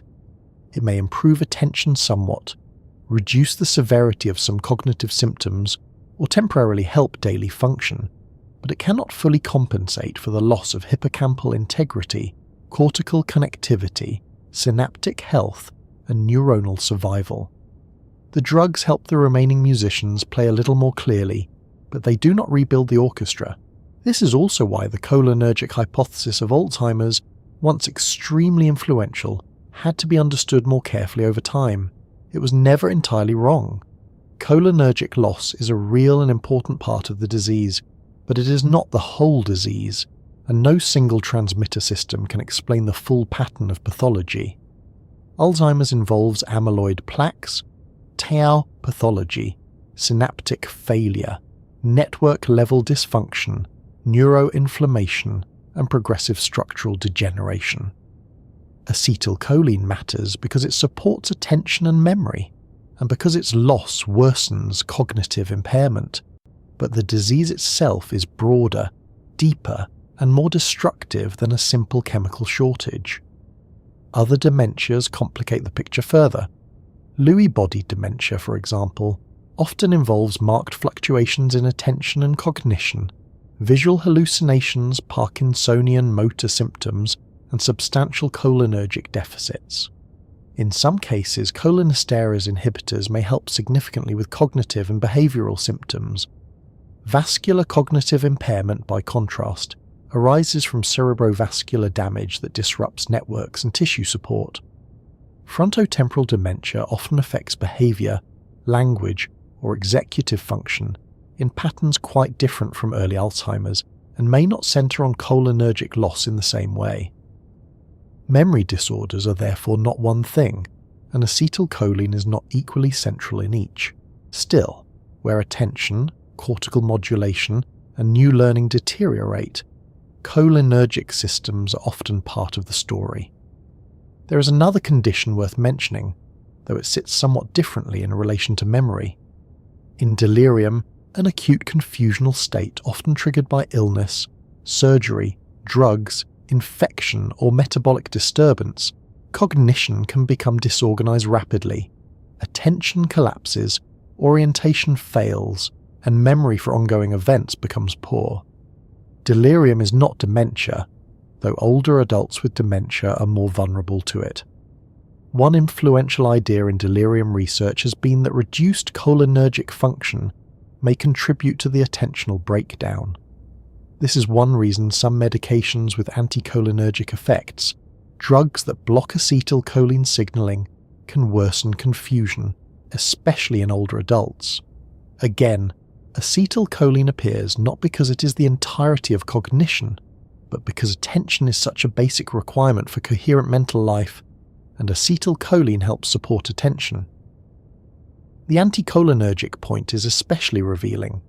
Many medications used for allergies, sleep, bladder issues, nausea, psychiatric symptoms, or other conditions can have anticholinergic properties. In younger adults, the cognitive effects may be mild or barely noticed. In older adults, especially those already vulnerable, anticholinergic burden can impair attention, worsen memory, increase confusion, and sometimes precipitate delirium. This is a striking reminder that cognition depends on chemistry in a literal way. Block the receptors that normally hear acetylcholine, and the mind's clarity can dim. The effect is not abstract. People become foggier, slower, less able to hold information, less anchored to context. A signal once quietly supporting ordinary coherence is suddenly missing. That tells us something important about the aging brain more generally. Even without a specific neurodegenerative disease, older adults often have less reserve. By reserve, neuroscientists mean something like the capacity of the brain to tolerate damage or inefficiency without obvious failure. A younger nervous system may absorb a poor night of sleep, a mildly anticholinergic medication, a temporary illness, or a period of stress with relatively little outward collapse. An older brain, especially one already carrying subtle pathology, may have less room for such insults. The same disruption produces more noticeable confusion. In that sense, aging does not simply introduce new problems. It reduces the margin within which the system can compensate. This is one reason why good sleep, hearing correction, vision support, vascular health, and careful medication review matter so much in cognitive aging. Memory is not protected by willpower alone. It depends on the broader physiological environment in which the brain operates. Poor sleep reduces consolidation and attention. Hearing loss can increase cognitive load and degrade effective encoding, because the person must spend more effort simply decoding input. Visual impairment reduces information quality. Vascular disease affects tissue support. Social isolation reduces stimulation. Depression can impair concentration and retrieval. When people say memory is fading, the causes may include many interacting factors, some neurodegenerative, some reversible, some systemic. Acetylcholine belongs to that larger network of dependence. A signal can only do its work if the tissue around it remains able to support the conversation. It is also worth remembering that not all memory remains equally vulnerable. In Alzheimer's disease, recent episodic memory often suffers early, while older, well-consolidated memories may remain available for longer. Semantic knowledge may persist unevenly. Procedural habits can sometimes outlast explicit recollection by a striking margin. A person may forget having eaten lunch and yet still know how to use utensils, hum a familiar song, or perform a routine practiced over decades. This unevenness reveals something fundamental about how memory is organized. Different systems depend on different circuits, and disease does not erase them all at the same rate. The fading signal of acetylcholine may make new encoding and sustained attention difficult, but deeply ingrained habits and older distributed knowledge can survive for quite some time. That is one reason caregiving and clinical care often work best when they lean on preserved capacities, rather than measuring a person only by what is lost. Routine, environmental cues, music, emotional familiarity and repeated structure can help because they engage systems that remain more intact. The person may not remember the details of a previous visit, yet still respond warmly to a familiar voice or melody. They may not form a stable, episodic memory of breakfast, yet still carry bodily habits of movement, gesture, and social rhythm. If acetylcholine helps us learn and practice a life, then when the signal fades, what remains visible is often what has already been practiced most deeply into the tissue. The emotional weight of memory disorders partly comes from this mismatch between preserved presence and lost continuity. The person is there, yet the recent past is unstable. Feelings may remain, preferences may remain, responses to kindness or agitation may remain, but the narrative thread that would ordinarily connect one moment to the next is weaker. For family members, this can feel like speaking across a gap in time. For the patient, when awareness is preserved enough, it can feel like uncertainty about the reliability of one's own mind. Neuroscience can explain aspects of the biology, but explanation does not dissolve the sadness. It only clarifies what is being lost. A cholinergic projection degenerates, a hippocampal circuit fails, and suddenly the ordinary miracle by which today becomes part of tomorrow is harder to sustain. Still, it is important not to let the story become too simple or too bleak. Aging is not synonymous with dementia.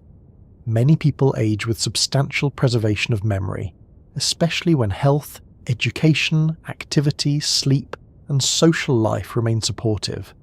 Even in the presence of pathology, variability is enormous.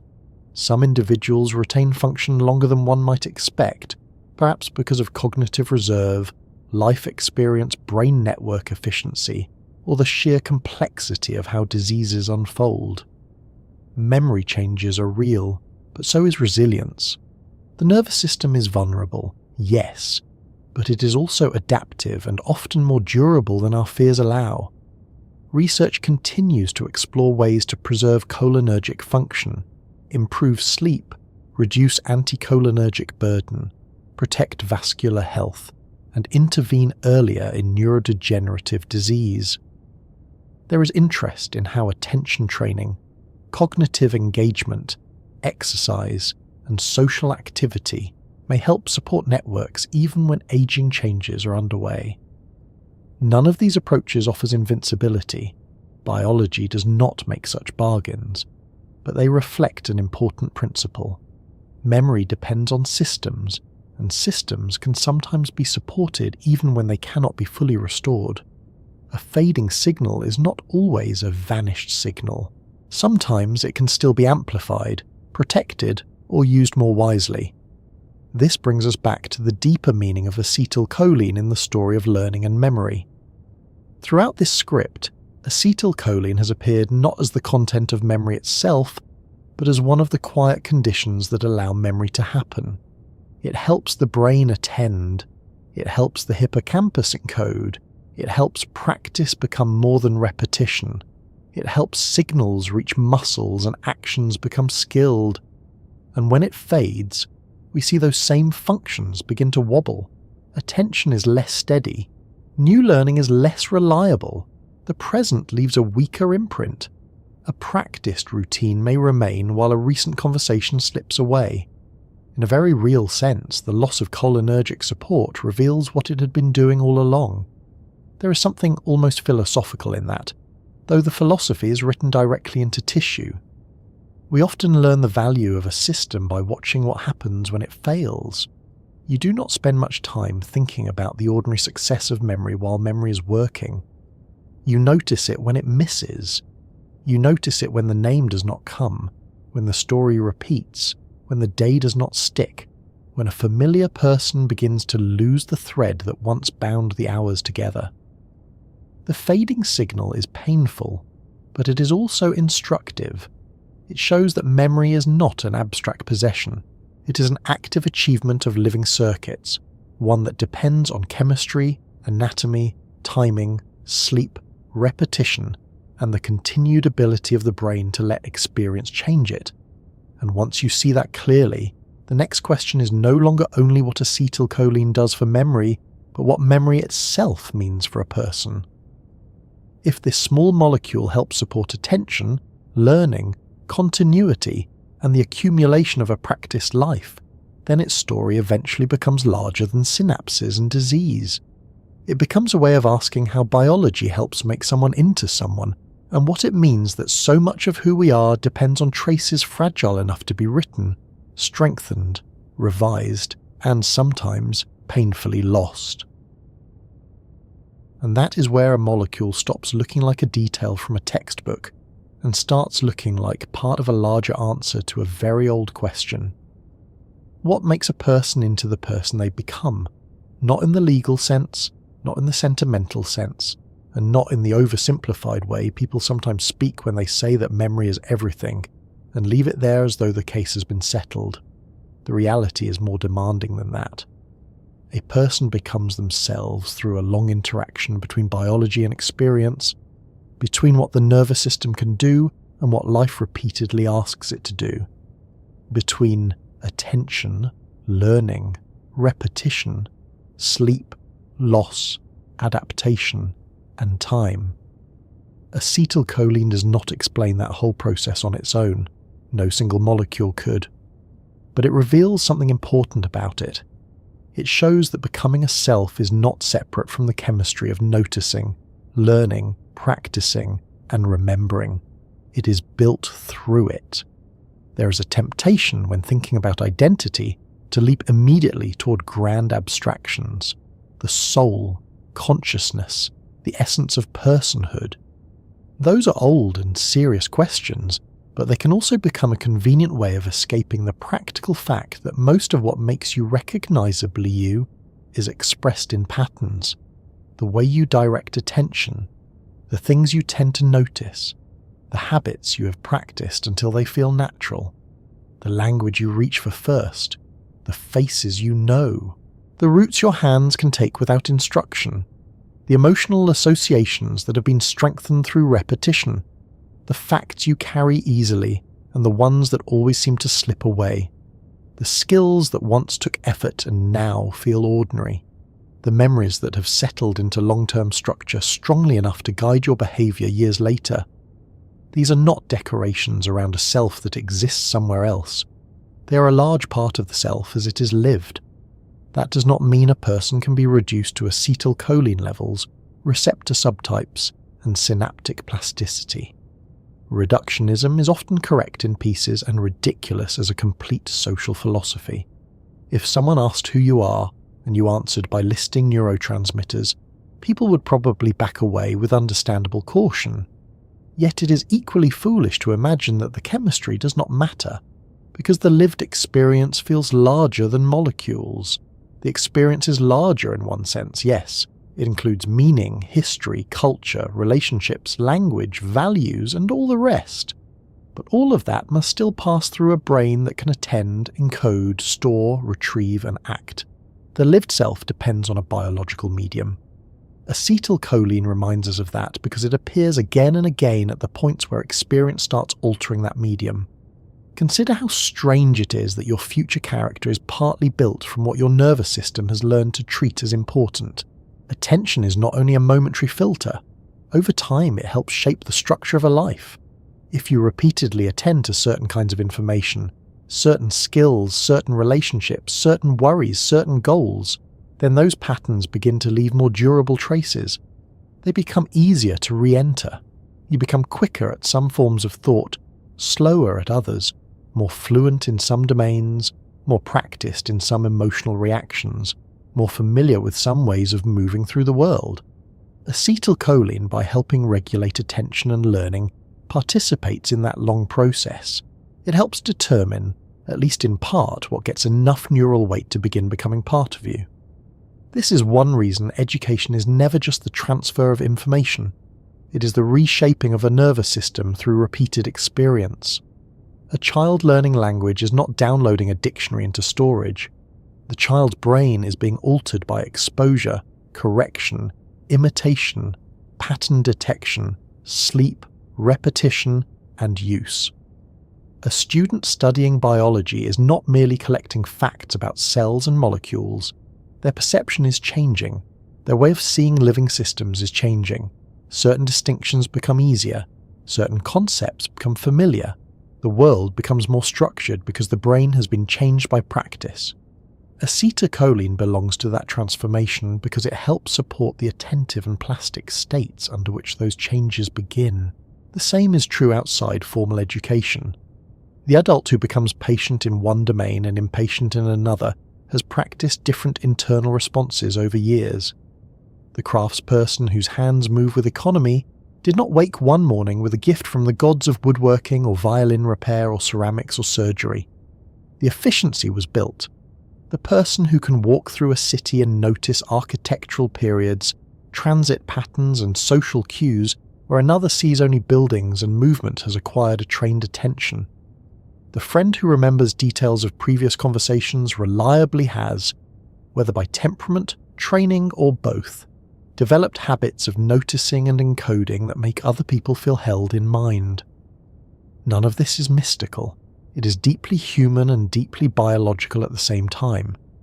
This is also why identity is more than explicit autobiography. People often talk as though the self is stored mainly in narrative memory, in the stories we tell about our past. Those stories matter a great deal, of course, but they are not all that remains of learning. Much of who you are is procedural, perceptual, emotional, and habitual. It lives in what feels familiar to you, what your body can do, what your attention returns to, what patterns of thought are easiest to run, what social responses feel natural, what fears are quickest to activate, what pleasures feel rewarding, what routines hold your days together. A person with impaired episodic memory may still retain style, skill, preference, humour, posture, emotional tone, and countless practiced behaviours that make them recognisably themselves. That does not lessen the importance of autobiographical memory. It clarifies that the self is distributed across many kinds of retained change. Acetylcholine is revealing here because it sits near the beginning of several of those changes. It helps make attention more selective. It helps new learning take hold. It helps practice alter performance. It helps signals pass from nerve to muscle, so intention can become action. It helps the waking brain stay receptive to relevant input and the sleeping brain cycle through states that stabilize what was learned. In that sense, it is part of how the world gets under the skin and into the tissue. Not all the way into identity by itself, but into the processes by which identity is slowly assembled. There is something humbling in realizing how little of this assembly happens under direct conscious control. People like to imagine they choose themselves into existence through reflection alone. Reflection matters, certainly. Deliberate decisions matter. Values matter. But much of what becomes you is acquired below the level of formal self-authorship. You become what you repeatedly notice. You become what you repeatedly practice. You become, to some extent, what your brain has enough opportunity and support to learn. That includes noble things like language, compassion, competence, and discipline, but it also includes less flattering patterns. Anxiety can become practiced. Distractibility can become practiced. Avoidance can become practiced. Cynicism can become practiced. Biology is not a moral tutor. It strengthens what is repeated under conditions that support plasticity. That can sound discouraging until you realize it also means change remains possible. A practiced life is not frozen unless disease or injury has drastically narrowed the available space for adaptation. The same nervous system that learned one set of responses can, within limits, learn another. Attention can be trained, skills can be refined, habits can be interrupted and replaced. Emotional patterns can sometimes be softened through new experiences repeated often enough under meaningful conditions. Acetylcholine belongs to that hopeful side as well. A molecule that helps learning begin does not care whether the learning is happening in childhood, adulthood, or later life, provided the relevant systems can still respond. The window narrows with age in some respects, but it rarely closes as completely as pessimists prefer to assume. At the same time, the fragility remains. That is the part acetylcholine also reveals.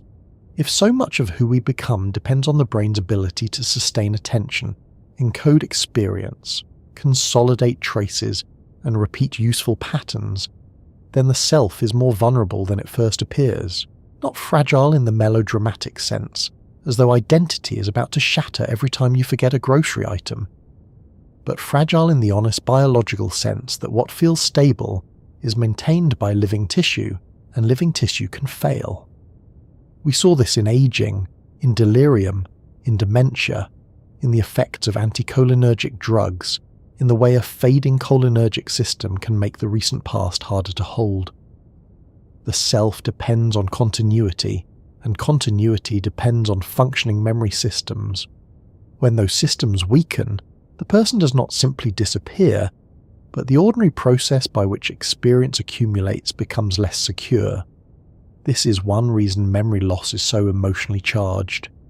It is not only inconvenient, it threatens the process by which a life remains connected to itself. If today does not join yesterday properly, if conversations no longer settle into retrievable form, if attention cannot hold long enough for new traces to develop, then continuity becomes harder to maintain. Loved ones may still recognize personality, affection, style, or mood, but the thread of ongoing accumulation is thinner. The self becomes less able to update itself with new experience. Acetylcholine did not create the person, but its decline helps show how much personhood depends on the biology of sustained change. Yet there is another side to that lesson, and it is worth stating clearly because memory disorders can tempt people into a cruel kind of simplification. A person is not valuable only insofar as they can narrate their past flawlessly or store new information efficiently. Human worth does not rise and fall with hippocampal performance. The fact that memory supports continuity does not mean continuity is the whole measure of a life. People living with cognitive impairment remain responsive to tone, care, kindness, music, rhythm, touch, routine, and emotional meaning even when explicit recall is damaged. They are not empty because the signal has weakened. They are people under altered conditions of memory. Neuroscience at its best should make us more precise and more humane at the same time.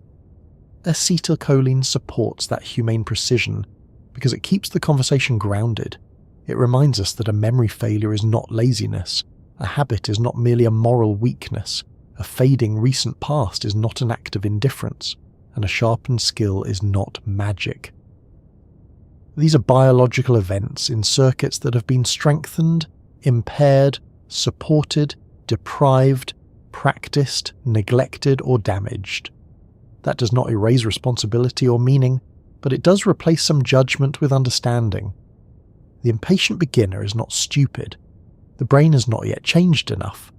The older adult struggling with divided attention is not necessarily losing themselves.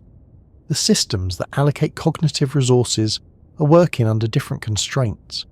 The patient with Alzheimer's repeating a question is not refusing to listen. The trace is simply failing to stabilize. There's also a lesson here about ordinary life that is easy to miss if one focuses only on disease. Because becoming is continuous, small repeated acts matter more than dramatic insight often does. The things you rehearse become easier to retrieve. The routines you stabilize become part of your days. The skills you return to grow more available.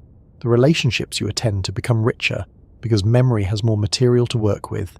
Even rest matters, because without sleep the traces are weaker, the attention is poorer, and the next day begins with less stable material than it might have. Acetylcholine's role in waking, learning and sleep does not hand out moral advice, but it quietly supports a practical one.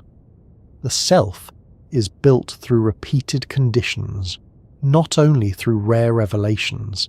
That may be why scientific explanations of memory can feel unexpectedly personal.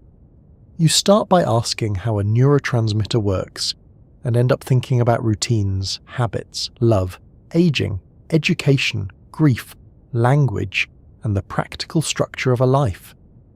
A molecule crosses a synapse, receptors respond, a hippocampal circuit shifts into encoding mode, sleep stabilizes a trace, repeated practice embeds a skill, and years later what exists is not just a nervous system with altered connections, but a person with a history. Biology is not separate from biography. Biography is what biology looks like from the inside across time. There is no need to romanticize this. In fact, it is more interesting without romance. Acetylcholine is not a mystical essence of memory. It is a small molecule synthesized in neurons, released into synapses, broken down by an enzyme, and used again and again in different tissues for different purposes. Its name is still not elegant. It still sounds like something you would prefer not to spill on your trousers. But from that unglamorous chemistry emerges a remarkable range of consequences. The ability to hold attention long enough to learn, the capacity to encode a new place, a new face, a new idea, the refinement of a practiced movement, the maintenance of cortical states that support noticing, the changing night chemistry that helps stabilize what the day has provided, and through all that, the accumulation of patterns we eventually call a person. If you wanted a final scientific summary, it might sound something like this. Acetylcholine is a versatile neurotransmitter that supports signal transmission at neuromuscular junctions, modulates cortical and hippocampal circuits involved in attention and memory, contributes to the plasticity required for learning, changes across sleep stages in ways relevant to consolidation and dreaming, influences practice performance and habit-related processing, and becomes clinically important when its systems deteriorate in aging and disease. That summary would be accurate enough, and it would also miss something important, which is that all those functions belong to the same larger story. The story is that living tissue can be changed by experience, and that those changes accumulate into continuity, skill, preference, knowledge, relationship, and selfhood. Perhaps the most useful way to think about the fragile spark within is not as some separate glowing thing hidden behind biology, but as the ongoing activity of a brain that can still be altered by the world. So long as that remains possible, there is room for learning, and where there is learning, there is becoming. Acetylcholine helps keep that possibility open. It helps the brain notice enough, respond enough, and change enough that life does not merely pass through it without effect. Even when the chemistry falters, the importance of that work is revealed by its absence. The signal fades, and we suddenly see how much of daily continuity depended on its quiet support. And for all the complexity, that may be the clearest answer this molecule gives us. We become ourselves not through a single decision, not through a hidden essence dropped fully formed into the mind, but through countless acts of noticing and change. A face remembered, a route learned, a movement practiced, a sentence understood, a fear strengthened or softened, a skill made ordinary, a voice recognized, a night of sleep turning fragile traces into something more stable by morning. Acetylcholine does not stand above those events like a grand overseer. It works within them, modestly and constantly, making some of them possible in the first place. So when you hear its name now, perhaps it will sound slightly less like a line from a lab manual and slightly more like what it truly is. One of the recurring chemical participants in the long biological process by which experience becomes memory. Memory becomes habit. Habit becomes character. And character, over time, becomes the life a person has actually learned to live.